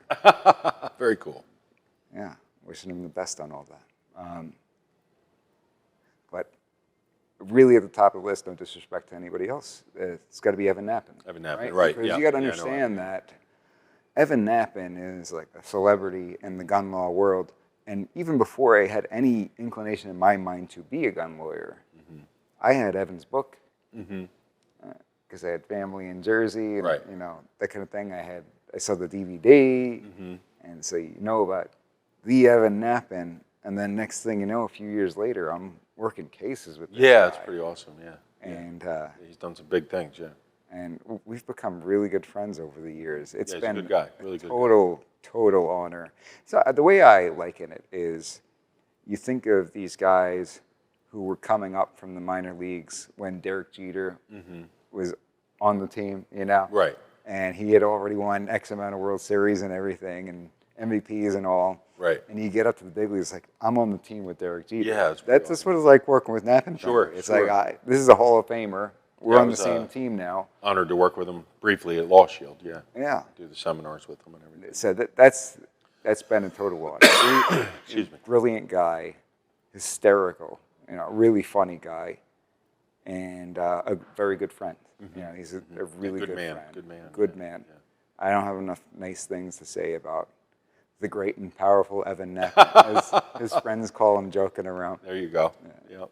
We got a lot of inside. I have inside jokes with Evan Nappen, so that's cool. That's awesome. Yeah.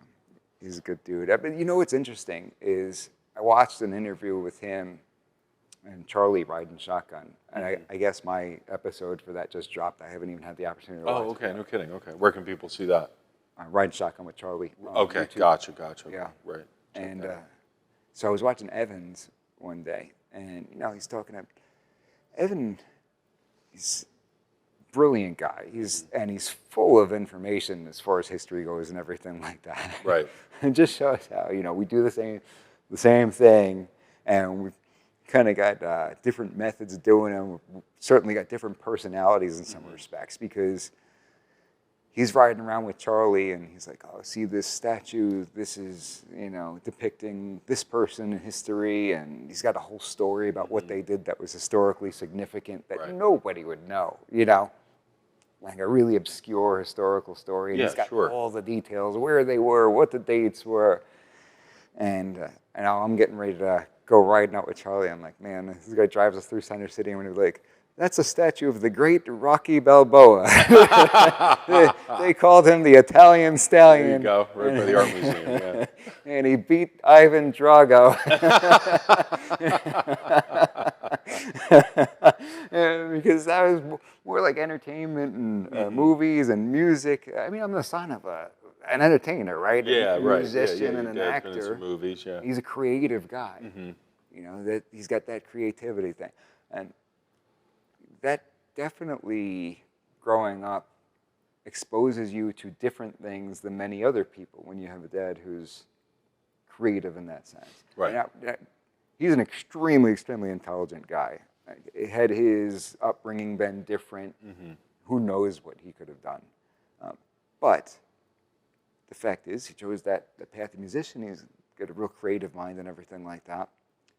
There are certain things that, I don't know if it's because he didn't have it that, or because he's just naturally more of a creative guy, that maybe some guys are doing with their dads growing up that I didn't do. Now, I'm not saying at all that I feel like I missed out on something or anything. No, because, you know, we were doing other cool stuff, you know, whatever it was. I was in a studio recording an album for a label. When I was like 8 years old. Yeah, that's cool. We That's did pretty awesome. We did reggae kids songs. They got us in there doing that. And Oh, really? we signed like a with a record label, a contract, Very and everything. cool, I got very like cool. $50, and stayed there. Sounds about right with the stayed there record for like labels. 3 yeah. days or whatever it was. Better to be independent, maybe, right? So I got to do cool things, but things like how to fillet a fish or change a tire and stuff. Those were not necessarily in my dad's wheelhouse. Right, you right, know? right. He was able to do other really cool things that if your dad taught you how to change a tire, I bet you he didn't teach you how to play guitar like Jimi Hendrix. So, I got to do that. That's awesome. Yeah, he no, told he's me a quite lot the about- guitar player. Yeah. He told me a lot about show business in general. And performances and how to be captivating and Yeah. everything like that. And it's very interesting. Oh, But those phenomenal, things yeah. like movies, I always like. Yeah. What's your watching favorite movies. movie? Probably Cape Fear. Cape Fear. Okay. Yeah, with De Niro. Yeah. And it's an interesting story because it's almost like it changed my life a little bit. Because I remember leaving that, and I was at the cigar shop that I managed at the time. We sat there, we watched it. I was like 19 years old. And I remember when we finished it, left the cigar shop, and thinking in my head, I need to become. Jordan Peterson talks about like become a monster, become a beast. Like, Yeah, good right, things. And right. that's honestly like Be able to control it. yeah, that's honestly like the attitude that I had when I left watching that movie. It was like, Okay. there's going to be really bad people out there who are trying to hurt you and your family and your Right, kids and everything like that. right. So you got to become one hard dude. You know? Yeah. Whatever it takes. Yeah, I really enjoy listening to him. Whatever it takes, you got to become really good at being a protector. And I had been involved in martial arts since the time I was really young, but I stepped that up a little bit and eventually got into firearms and all kinds of things along the way. But it has to do with, oddly enough, an attorney whose former client comes after him when he gets out of prison. Yeah, it's pretty crazy. Yeah. And it's a great movie. There's a lot of great things. Definitely De a good Niro movie, plays a yeah. great role. I got one. He's got Bible scriptures tattooed Watch all it over together his body. sometime. Yeah. And Yeah. Speaking of that, I did want to ask you about your faith too. I know Yeah. you're a man of faith, and well, I got one of his tattoos on my chest from the Book of Job. oh, okay. And Yeah, talk about that. What's the message there? Well, that one says, "The Lord gave and the Lord hath taken away." I got that right after I had my Tommy John surgery. It's like just a reminder that anything that's taken away, it was given by the Lord in the first I place. see. Okay. And in Good that message. story, Job stays faithful. God provides him with, I believe, a sevenfold at the end Right. for staying faithful and everything like that. And not that you do something with the expectation that that's what's going to take place or anything like that. It's not like you're bargaining with God, like, Right. oh, well, I'll do this if you do that. Yeah, I gotcha. But it's a good message to keep in mind. I've got Jesus' hands across my chest. Yeah, I've seen that. Yeah. I tried to get it with phenomenal tattoo artist, Bob Dodge. He's right here in Exton area. I think he's got a place in Newtown Square, a place in Downingtown. He's won all kinds of awards. Yeah. And try to get them real realistic. I always thought it was strange how you see Jesus' hands in a lot of pictures and stuff, and it looks like he just got a manicure. And Right. He's a carpenter, he doesn't have man hands, and when they pierced him, it's going to look nasty, Sure. right? So I got that kind of as a reminder that of the sacrifice, that the ultimate sacrifice that we believe Right. Jesus, the Son of God, made. So When did you really become in touch with your faith? Were you raised in a religious environment? Did you go to church? When did you know you were a believer, and how did that? we were raised in the church. I've been going to church since as long as I can remember. And not to say that there weren't periods of my life where I wasn't doing what I was supposed to and everything like that. Yeah, we all do that. And as an intellectual, you talk about questioning, I always enjoyed having these discussions with people, particularly at my school. And my high school, let's talk about this for a second. Sure. Staten Island Technical High School is a highly, highly, highly competitive school. Like we're talking about nationally ranked or academically. That's where you learned Russian, right? That is where, for the first 3 years, I learned Russian, and then they continued it when I was in law school. They allowed us to take a couple of undergrad classes if we could show that it would benefit our law practice. So Right. only thing I took. And you are involved with some Russian collusion, right? No, I am not. No, I am not. He's on the record, folks. Yeah. But at Staten Island Tech, you got to understand that you had, at the time, I believe it was like well over 1,000, 1,200, 1,500, 1,800 people applying for 100 slots. Yeah, it's So pretty it was impressive. highly Yeah. competitive. I remember hearing about this from you. You get in, and you're among really bright people. And you might have been the smartest guy in grade school, but the biggest fish in the pond. you were just one of many over here, man. Right. So, like, the geniuses that I went to high school with is incredible. Like, you look at what everybody is doing from that class, and it's like, Dr. Lloyd, okay, you're middle of the pack. Like, this guy like invented an alternative fuel source or whatever. You know, there's just high level, extremely bright people, and some of them were frankly kind of mean about it. You know? Oh yeah, really? Is that right? Oh yeah. Oh, like, I remember going in there, and I had been raised in Brooklyn. We had just moved to Staten Island. I knew 0 people in my school. Yeah. Only guy out of all those people. Everybody else, for the most part, knew at least one person that they went to school with. Usually you transition. Keep calling it with undergrad, but like grade school, you know. or cohort. Yeah, so they all come from the school in Great Kills. These people would come from the school in Tottenville. But I was coming from a small private school in Brooklyn where nobody else came from there. So I was brand new. I remember I sat by a table by myself for the first 2 weeks. Wow. Okay. And this one older girl came over from a different grade. She was like, "Why are you sitting by yourself?" I was like, "I don't know anybody, and I don't mind." And she was like, "Why don't you come over here and talk to some of us," and everything like that. I ended up making friends with some musicians. But yeah, if you didn't know something over there or you said something wrong, you would get made fun of like you were some kind of a moron. Wow. Okay. Oh, totally. Well, some people argue that some level of bullying is good. Well, I'll makes tell you you stronger this. sometimes. The way it develops me in those, I guess, formative years is that I try not to open up my mouth unless I'm 100% certain that what I'm saying is correct. That's good. I'm very, very careful about what I say. Yeah, I've been with you when you're being pretty quiet. Don't say it, you know? Right. You know, you can't just jump to conclusions. You can't take a guess as to what you think is right. Sure. You better know. You better know, yeah. Otherwise, they're going to be all over you. All over you. You know? You want to open And yourself it's funny up to because, that, you know, in reality, it's like, shut up, nerd, you know? But that's not how it was, you know? Right. Nerds were king at my school.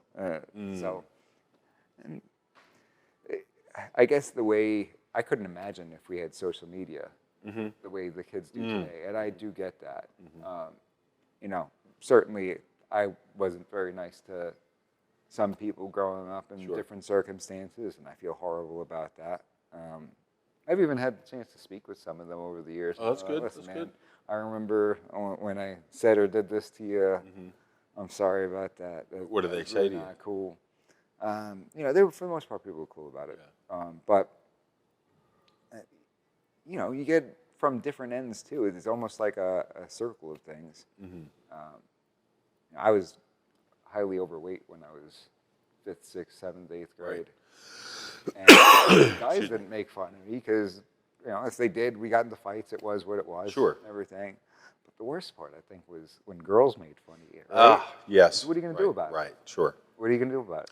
Yeah, that can chip away at you. You just gotta I had wear some it. weight issues. You either wear it or you make fun of them back for something, Right. which really isn't good. Yeah. But I dealt with that quite a bit when I was a fat kid. How much weight did you lose?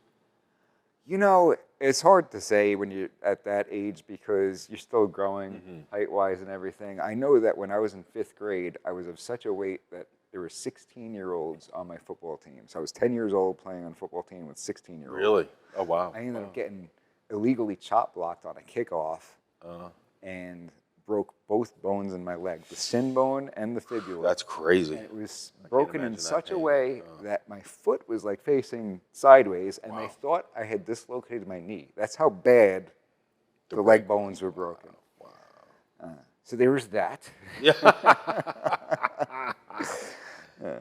But, you know, playing baseball in high school even, there were quite a few guys on the team didn't care for me for whatever reason. Okay. I had a significant amount of success my freshman year. I was ranked 2nd in the city for ERA for the junior varsity league or whatever it was in the entire city. And, you know, some guys didn't appreciate that, or maybe they thought that I was a little full of myself or whatever at the time. I don't recall acting like that. I was certainly didn't think I was one of the popular cool kids or anything like that. You're pretty I was humble just now. doing what I loved. I think part of it may be, and maybe I'm totally wrong. And we're going back a lot of years here, but I will say that I have a little bit of a flaw, and I hope I'm getting better at this as I move on with my life. But with that work ethic you're talking about, that go all the time, got to be the you're best. always on the go. Got to be the best, got to be the best. Let's do it. No excuses. Let's move. I kind of have no sympathy for people who aren't that way. Sure. Yeah, I understand that. Well, when you're doing it and you're achieving your goals. And so when I thought that people were not taking baseball seriously, like this is our life, this is life and death, you work as hard as you can, you give it everything you got, you get out on that field and, win, do whatever it takes, we're going to hustle, all this stuff. And when I saw people treating it like a hobby, it infuriated me. Sure. It infuriated me. And not to say that I'm on this level or something, but there's something to be said about it. I think it was Nick Saban, the successful college football coach, who said that highly successful people will never get along with mediocre people. And the reason is you can't understand each other's mindsets, You get frustrated with people who don't want to work as hard.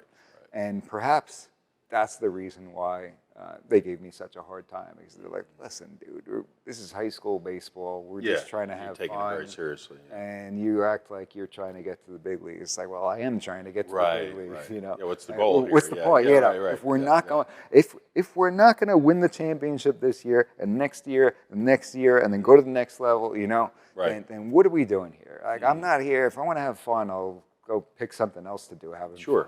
This is a lot of work. And I see how you are with your legal work, and that's exactly how you are. And maybe it was like a delusional sort of thing in my head that you don't look at this guy and say, okay, this guy's going to be a professional ball player. But I certainly got much further than most anybody. Where did that motivation come from? Where were you always like that, or was there something that triggered that in you, or how did you get to that level of determination and dedication? Probably seeing my dad as an example, right? Because when he went out on his own in his business, I had watched this guy work around the clock. Like when I woke up, he was working. When I went to sleep, he was working. Like, no excuses, no complaining, just did it. There you go. So maybe that's Shout out to Dad. Maybe that's it. And I do remember, it's strange that you mentioned this, because I don't think I've ever thought this all the way through, but I recall reading a book when I was a kid, and it's like a Christian sports book.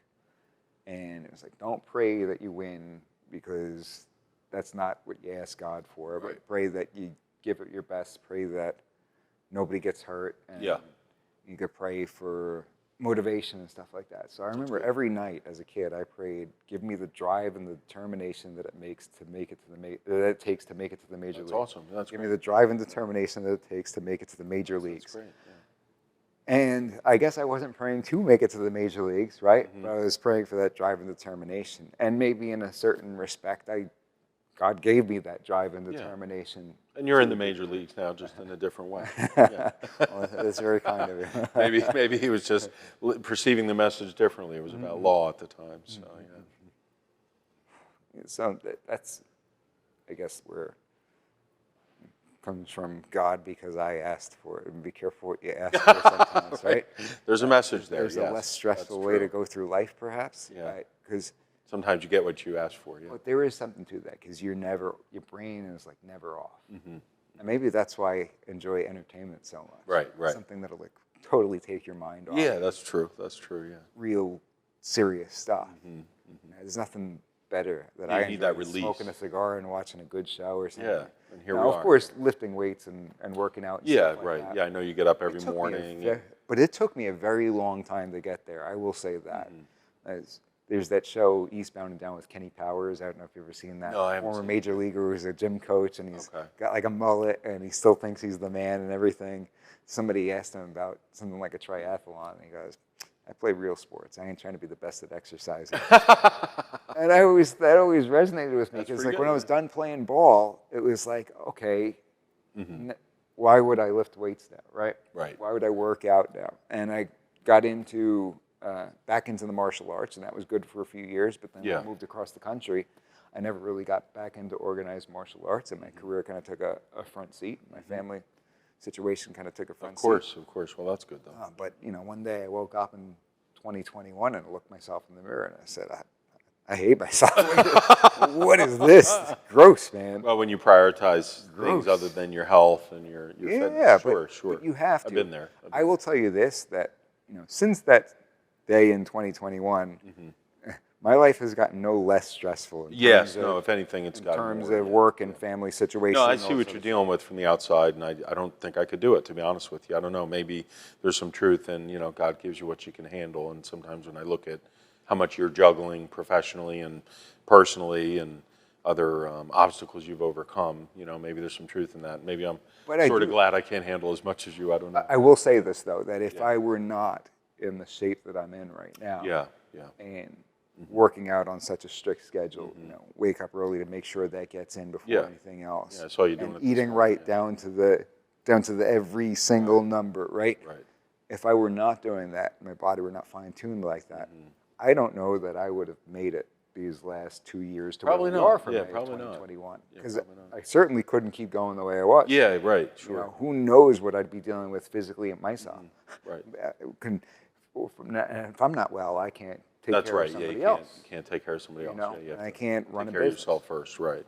So Yeah, and there's a lot of people. There's a lot of weight on your shoulders, I would imagine, with how many people you're responsible for now with your firm and family and the firm's show and other things. So yeah. firm's great. Yeah. Great group of folks. Yep, definitely have the We best. got the a best great group. atmosphere. Everything that I could ask for, and Right. as far as that goes, it's not like a stiff, uptight sort Absolutely. No, really good of people. dynamic, I have the opportunity to be around many of them, and they're the best. The best in the Very business. good at what they do. And again, no excuses type people. Work real hard. We got that same mindset. Right. And I hope that I'm never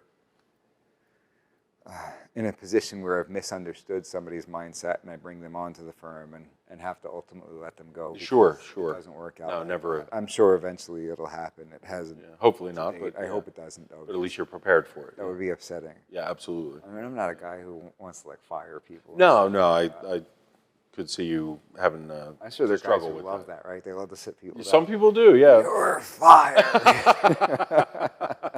Get out of my office. There are guys who are like that. Yeah, the power often goes to people's heads. I love that about you too, that you're humble and you're kind and you're thoughtful, and maybe that comes from your background of your own self-driven success.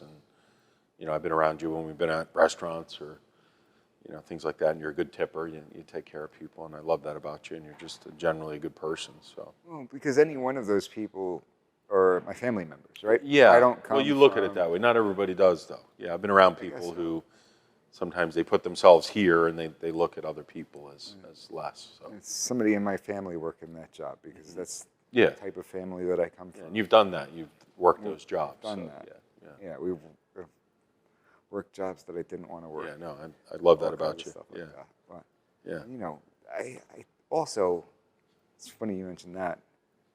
I had somebody in my family tell me that they feel so bad for me because nobody ever helped me. Like Gotcha. when I was coming up and everything like that. There were people along the way who could have given me an opportunity or helped out with X, Y, or Z. And, I didn't have that for whatever reason. Sure. Maybe it was a blessing because I was forced to Yeah. do what I had to You had do. to figure it out. Yeah. But it wasn't fun. I Sure. will say that. Would it have been nice if somebody came into my life or somebody in my life were able to Yeah. help me? Sure. I'm not saying help me at all, right? I'm thankful that, if I needed Well. little things that I could call on my mom or my dad or Right, my Uncle Jerry. But Well, there's a great, feeling and. they would do anything they could for me. I'll put it that way. Yeah. right? Sure. Yeah. But when that person told me that, and I thought about it, I never really thought about it, but when they said it, it kind of Yeah. Right. yeah, that is something. But I try to, if I have the opportunity to help somebody else, Yeah, I've seen you do that. I try to remember, okay, I was there where I didn't have anybody help me. Absolutely. If this is something that I can do, Yeah, then I've seen you do that for some close friends. And, go out of the way and help somebody out, or even professionally. I try not to close the door on anybody who's got questions if they're young law students and everything like that. right, right. I mean, you could ask the dude Steve who works for my office right now. He started, his introduction to me was he called me asking about Pennsylvania gun laws just as a law student. Okay. Hey, I'm a law student. I just moved here. That's cool. Yeah. I'll be living here. I got some questions about gun laws. Right. Put him on the phone. We start chatting. Awesome. Send you a copy of my book. Keep in touch, bro. Let me know if you ever need a job. Very 'cause cool, I'm yeah. And then actually you came with me. Remember we met we went to a restaurant I with do him. remember, yeah, yeah. And was great. he said he was looking for a summer job, so now he's here. And Yeah. hopefully he's got if he wants it, right? I can't speak to his desires and everything like that. Sure, because sure. A career in gun law isn't for everybody, but if he wants it, he's got a path ahead of him to be blossoming Making that- firearms Giving attorney. them the tools necessary to achieve those goals. Very bright future, sort of the way Gilbert's got Oliver, who's coming up through the ranks. I think Oh, okay, Oliver right, just took the bar like a couple of days Oh, really? ago. Oh, okay. That kid's going to be a total stud. Oh, yeah? That's I don't know if I don't know if he's going to see this or anything Right, like that. right. I'm sure he will. That kid's going to be a problem for prosecutors. Very, very bright guy. Well, that's who you want in your corner, right? Just Yeah. like people want you in their corner. Yeah. And they're lucky to have you, really. Yeah. 10 years, really. he'll be doing an interview with. There we go. There we go. Have him on the show. Yeah. Yeah. What about you? What are your primary interests? Because sometimes I feel like I talk to you, and though we're the best of friends, Yeah. I feel like I'm the the dumbed down, non-intellectual. Because it seems like you care about all this important stuff, right? Like you care about like quantitative easing and buy gold and like all this stuff that I feel like is serious adult stuff. And I'm Right. who the Giants playing next week? No, thank you. I appreciate you asking that. No, I guess my ultimate goal is to try to make some sort of small difference in the future world that our children, my children, are going to grow up in. And, that's why I'm so thankful to be a small part of the show and be able to express my opinions and thoughts and share what I understand to be the truth and the facts.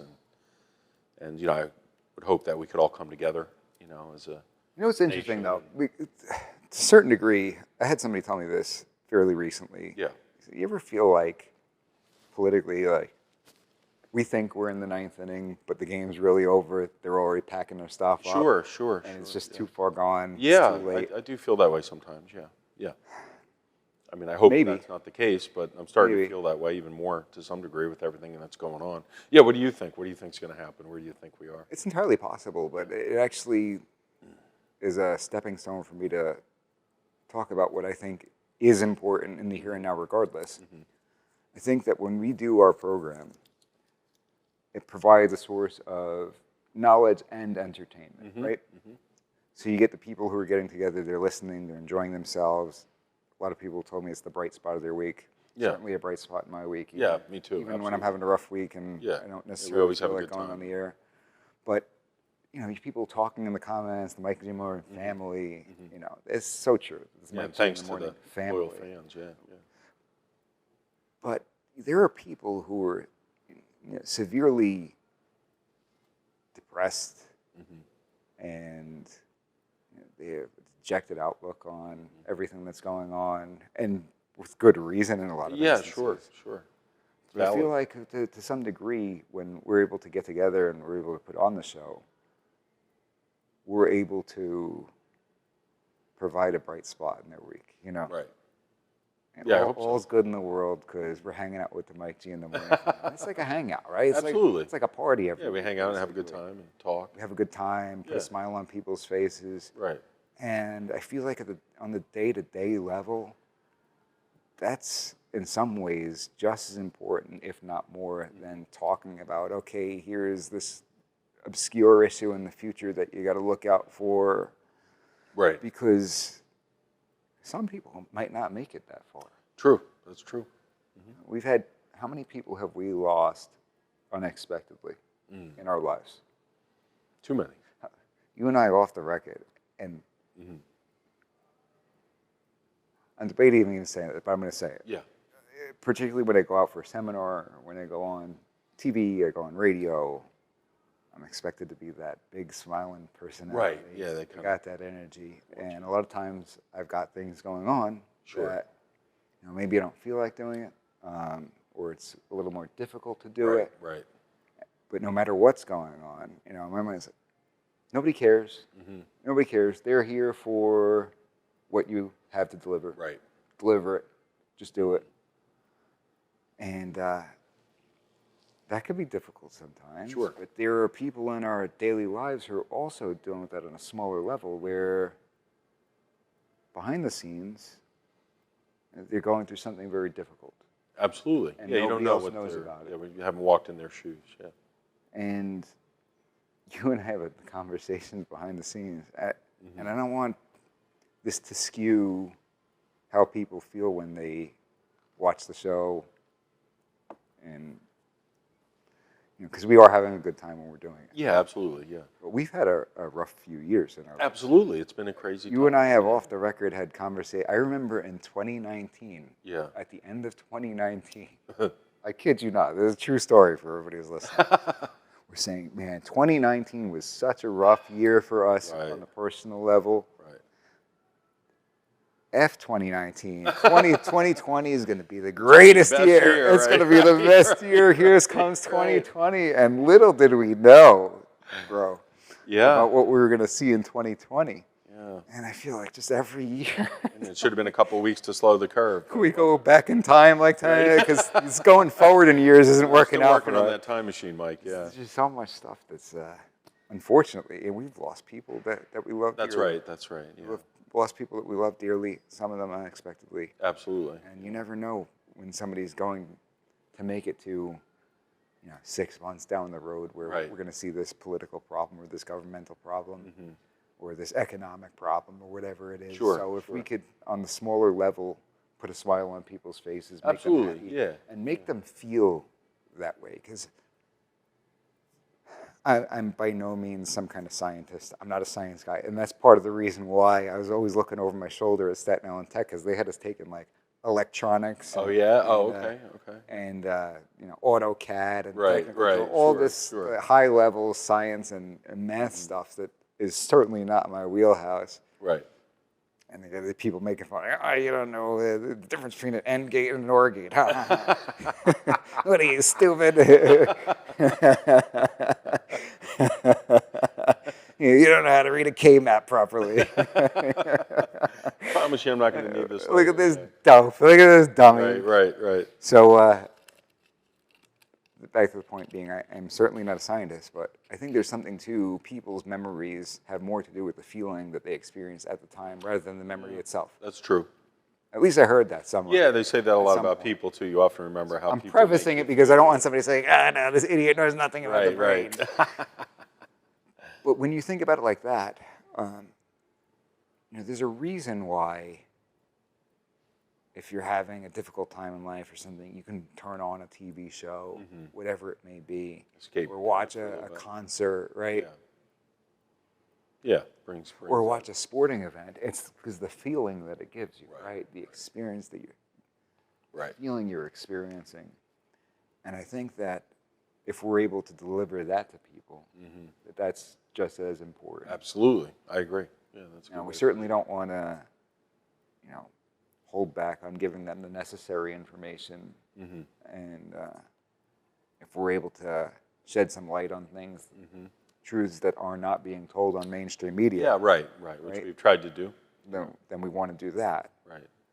But I don't think that it's good to forget that other side to the coin. Absolutely, yeah, absolutely. Because there have been times when you and I could use it, Right, absolutely, yep, true.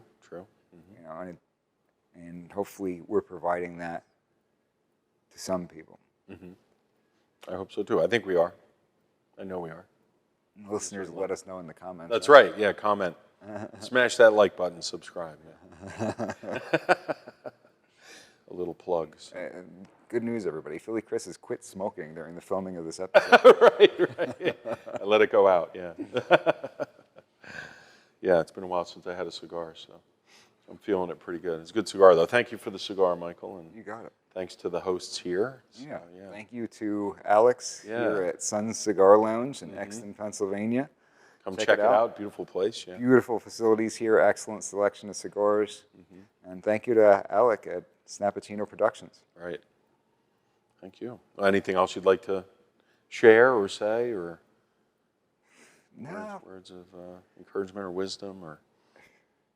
man, you're looking at the wrong guy, right? I know about one thing really, really well. Yes, you do. Yes, you do. Yeah. We're going to get off onto another tangent, perhaps, right? And somebody was asking me once about the things that I know. I had a friend ask me, what would I do if, I couldn't practice law anymore? Yeah, it's a good question. Where would I go in my life? And Sure. I'd probably own a cigar lounge. That would be cool. And a gym, all right? Yeah. Because and maybe do something related to music. Music is something that I know really well. Yeah, you're big on the I know music really well. I know baseball pretty well.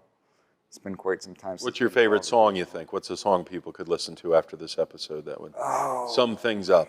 I'm weird with songs, bro. Yeah. I'm really weird with songs because I like very obscure music for the most part. It's all right. Like Throw it out there. I'll know all the stuff that you know. Yeah.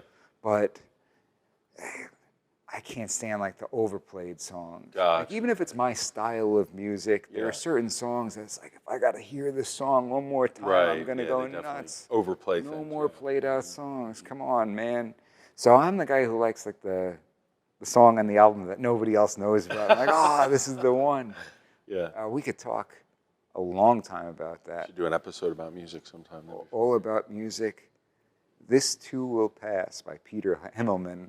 This Nobody Too knows Will that Pass. song. Okay. I think This Too Will Pass. Check it out. By Peter Himmelman. Great song. Great inspirational Sounds timely song. with everything going on. Hopefully a lot of the stuff will pass. Yeah. I really love that song. This is cool. Now I'm going to feel bad if I don't give you like a list because it's weird because when I lift weights, I'm pretty mechanical as far as what I listen to. It's like I have these certain albums and I'll just listen to them straight through on different days of the week. Like you were with me in the weight room before today. Yeah, that's right. And it was Metallica's Saint Anger album. Nice. Which I'm going to catch so much heat for that because that's like their least popular album. They said, they sold out and everything. You like the more obscure stuff, apparently. Yeah. Well, you got to understand that they came out with that album at a time where I was like a young teenager, right? 14, 15 years old. And the style at the time was nu metal, right? You had these bands that had that raw, modern at the time sound. Right. And so Metallica decided, okay, we're going to come back, we're going to make an album, we're going to take your style, we're going to make it better. Gotcha. And it's going to be better because Metallica. We're just going to write better songs, Okay. we're going to take your style, and we're going to just be better than you at it. And at first when I heard it, it was like, this is not Metallica, what is this? This is garbage. Gotcha. What's going on with Lars' snare drum? It sounds like he's banging on a trash can. And I had a buddy, Danny Ippolito, told me, I thought the same thing. I listened to it 6 times. Now I can't take it out of my CD player. I was like, this guy's nuts. So I did it. And I mean, how many years later? We're 20 years later. I'm still listening to this album in full like once a week. That's cool. There's that one. There's another one that's not a popular album for the band, Risk by Megadeth. Risk by Megadeth. Megadeth. Now, Dave Mustaine from Megadeth, he was the guitar player in Metallica. And then they kicked him out. Oh. He had an alcohol problem. He got into a fight with James. There's multiple different accounts of how exactly it went down. Industry all the time, yeah. But he starts Megadeth, wildly popular, and he's on a similar wavelength to you and I on a lot of things. Okay, good. Like he's been on Alex Jones' show and stuff. Okay, cool. And he was on Rogan and did a pretty cool interview about it. Check that out. Talked about how when he became a Christian, he stopped even talking about a lot of things with the witchcraft he used to do because he didn't want people to go look it up on how to do it.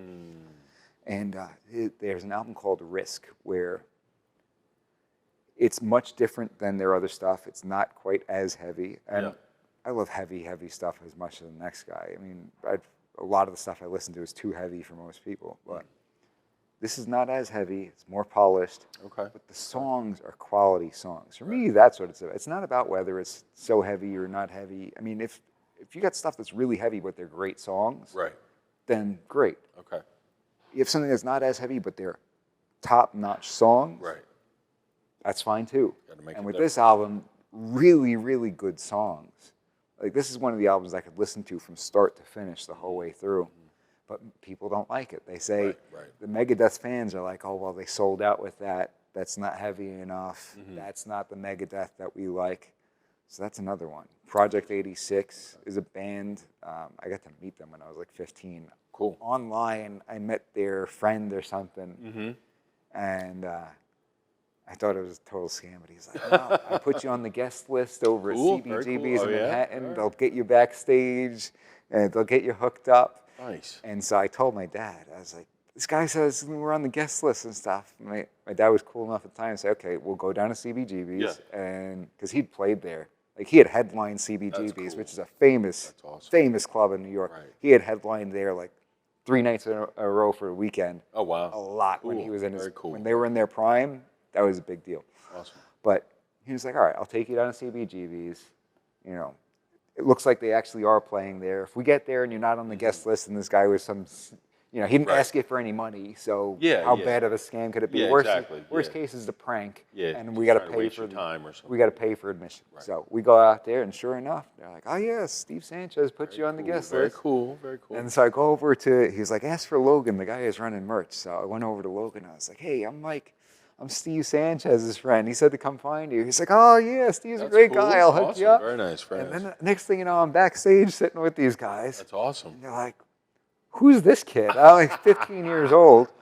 And I'm like, I'm Steve Sanchez's buddy. They're like, really? You know Steve? Great guy.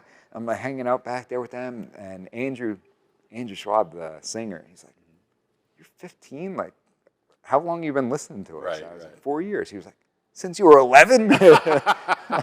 Yeah, bro. That's cool. That's Great cool. show. But that album, Truthless Heroes, they got the raw end of the deal on that one because the title track, Truthless Heroes, the lyrics are, your heroes are dead, they're all in your head, when nothing is left, we'll start again.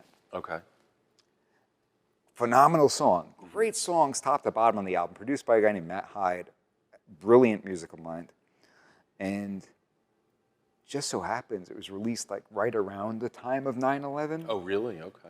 They couldn't use that title track. Yeah. Your heroes are dead, they're all in your head. It's kind of crazy. You can't use No, that. you can't do that anymore. And it had nothing to do with 9/11. Sure, of course. You know? Yeah.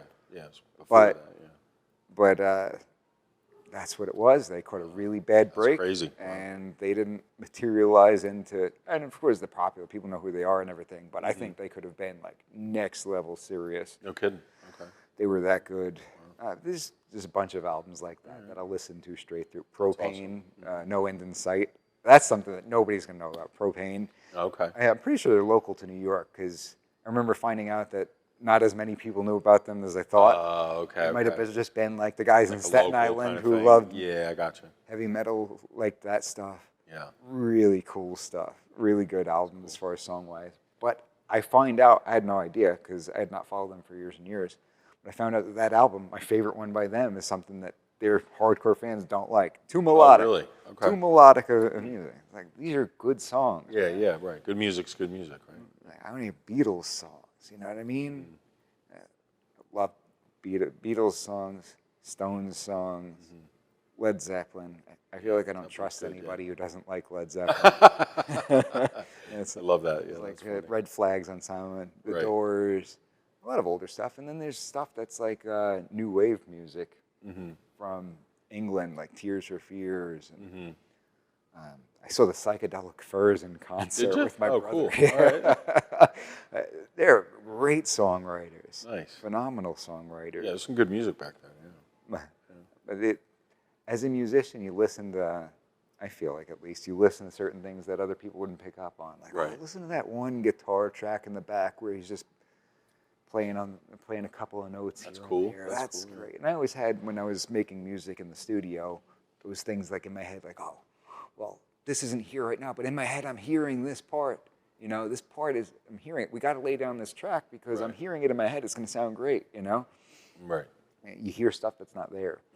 So when you're able to pick up those subtle things in a track from somebody else, I think that's pretty cool. That's awesome. And that was fun. Got to make the Hungary track with Ralph and my godfather. Yeah, it's a great song.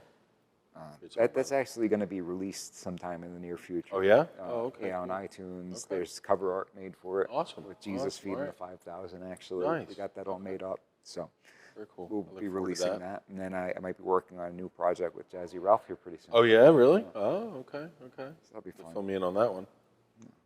Music is cool. Yeah. That's one thing Music is the best. I do know a little bit about. You do so know a lot about music. I could- love that about you. Yeah. I could talk about that. I could talk about the weird. You know what's cool though? When wish I we could find play it on the somebody, show. I meet somebody else who knows the weird, obscure bands that I know. They're like, Yeah. oh yeah, I like them too. That's cool. That's cool. Yeah. I wouldn't call Mushroom Head weird and obscure, but we've been trying to work out to have the singer on the program. For Oh, that, okay, cool. You know, That'd be good. Good episode. pro wrestling's always cool. As far as Yeah, entertainment pro wrestling, goes, man. you know? Yeah, right, right. I had not watched pro wrestling since I was 13 years old, probably. And then during the pandemic, I found out you order the network, right, for $10 a month, and you watch all the pay-per-views for free. Oh, really? Oh, Oh, WrestleMania is on. It's going to be the only live thing we're seeing during Oh, the no kidding. pandemic. Okay, so yeah. I ordered it, There you go. signed up for the network. Well, now that I'm on the network, oh, also, as a part of the network, you can watch any single WWE episode or documentary ever created. really? Oh, wow. Okay. So That's I'm right going there. back. I'm watching all the old There we go. There we go. Yeah, we'll documentaries, have to watch them together. the Yeah. old matches and stuff. That's cool. And so that's how I kind of got back into it. Awesome. I certainly don't watch it every week or anything. I try to catch, like, they call them the premium events, which are like the, Yeah, right, the right. pay-per-views, and I've gone to a couple of live ones just because Awesome. those are fun. But I think it's interesting, the psychology of it all, how their job is to get some kind of reaction from Just the crowd. entertainment, yeah. Right? Straight up Because entertainment. if the yeah. crowd has no reaction whatsoever, then you're a failure. Yep. But right, if they cheer you or they boo you, you're doing your job. right. Some guys go out there, they don't intend to get the boos, and they get the boos, and that becomes their new gimmick. Right, right, sure. It's like, yeah, okay, you well, never know. this is working. I'm getting a lot of heat. Hey, whatever so works, yeah. They proceed with that. There's a lot to be learned by that. Yeah, a lot of psychology going on in that stuff, yeah. Yeah. Pretty interesting. Yeah. Cool. How did we get from music to professional wrestling? We got into the music a little bit, and then we got there, yeah. Oh, because you were asking if there's anything else. And Yeah. saying if there's anything I could do if I was not a lawyer. Right, right, right. Probably. There's a gym right next door to here. Probably. I saw some people walking in on the way in. Yeah. I'll come in and buy into Sun Cigars. There we go, yeah. Max Fitness next door. Although Like it. there were some really cool. I don't want to like by name that gym, but there's some really cool gyms in this area. Yeah. I got to check one out recently, Oh, yeah? Okay. and hitting Gold's Venice while I was in Yeah, California. that's right. You were just out in California for several weeks. Total life changer. Like You, that. you ran that building, into Arnold the Schwarzenegger. Terminator, yeah. Sure did. That's pretty cool. Sure did. And his son. The son's built like a tank. I bet he is, yeah. Good looking kid, got it all. That's pretty wild.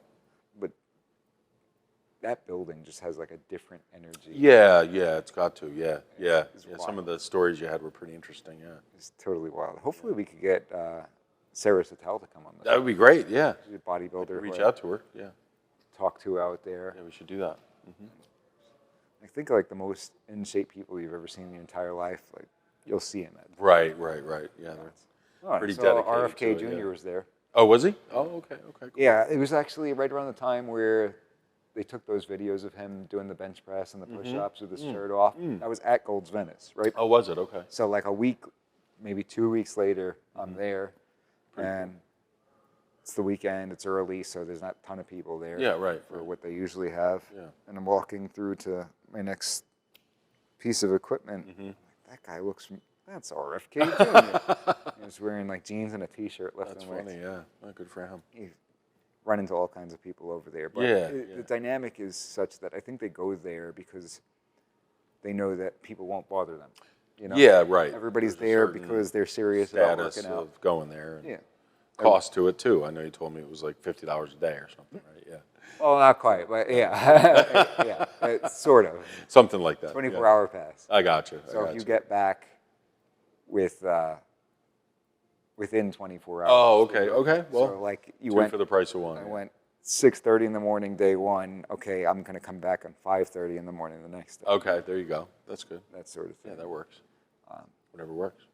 But they've got so many people trying to get in there that you can't blame them for. Sure. No, I mean, it makes sense. People are going to try to go check the place out. So you kind And of it truly is like I don't want to say once in a lifetime experience because there are people there all the time, but it's something that you have to do. Yeah, If you- right. Yeah. Like there are people who go there just If to you're work into out fitness at all and you're in the area, yeah, definitely be cool to stop in and check there. it It's out. so cool. They got 40% of the equipment is outside, That's pretty interesting. I never did that. You're in the sun, I never worked Southern out outside. California. Yeah, that'd be cool though. Yeah. lifting outside. You got Yeah, yeah.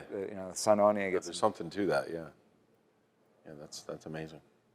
it was cool. As much as California does not fit my personality and my values Right. and all of that stuff, Right. Right. that is a pretty cool place. Yeah.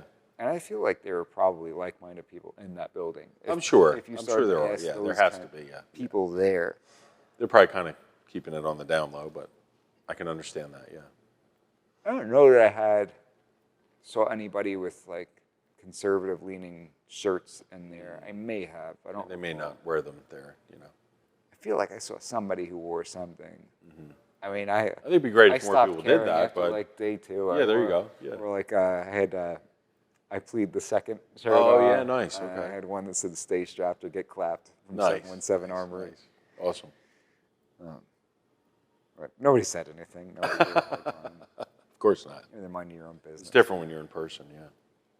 It's harder to say stuff, for some people. And there are probably people there who are professional athletes. You don't know who they are. Right, you don't even know who they are, But yeah. you see them, you're like, this dude's something. I know this guy's not parking cars at a Jacked. valet for. Yeah, exactly. Right. Yeah. Excellent. All right. You're the host, bro. I mean, Yeah. come on. No, this is good. I know how I to guess we're wind around down an the episode. Yeah, I guess we're at the kind of at the time, but no, thanks for giving me the opportunity, Michael, to kind of interview you and get to know you. I mean, I know you, but give our viewers and our listeners and folks out there who haven't seen the show in the past a little bit more detail about who you are and what you're about and what you're doing. And This is fun because I think that the idea of you and I working together on the show is somewhat born out of these cigar shop conversations that we have. yeah, true. Right? That's true. Absolutely. Yeah. There's nobody No, here we've right had now. some great This conversations. is Yeah. planned, so there's nobody here right now. Yeah. Right. Right. I think that the majority of the time that you and I are in a cigar shop having a conversation. Yeah. And particularly before we start doing the show together. Yeah, We'd right. be having the conversation. Next thing you know, there's 3 guys, there's 4 guys, there's 5 guys, and then Right. there's a whole circle. Yeah. And It'd be fun to do something like that sometime. Hey, if for you could sure. have a conversation that people in the cigar shop are gravitated towards, then maybe we could have a conversation with 100,000 people. over the Absolutely airwaves. right. Sure. Why not? Maybe gravitated towards. So we're kind of like back to our roots here as far as this goes. Maybe we'll do it again. Maybe we'll make We it have a to do it regular again. thing Yeah. out of it. This has been great. Although I don't want to bore people with my. No, you're not boring anybody. You kidding me I right got now? to be able to do the media Mike G. Yeah, there you go. Mike G turned out to 11 every once in a while, Yeah. Maybe once in a month. Yeah, maybe you should close the episode out that way in your Mike G persona. No, I can't. You can Well, do it, no, man. I Come can. on. You I can, can. you can. Right? I could There's wake up nobody out else of in my. here. Yeah. I could wake up out of my sleep Yeah. if you're like You got to show everybody. Yeah. action. We are live. That's right. That's I right. could do That's that about out of nowhere. all the time we have. That's the time we got for today. I will say we miss you, Ellie, and Daddy loves you. That's I will right. Say that. I like don't know that. if people even know the story behind that, though. No, we should probably cut up. Mm-hmm.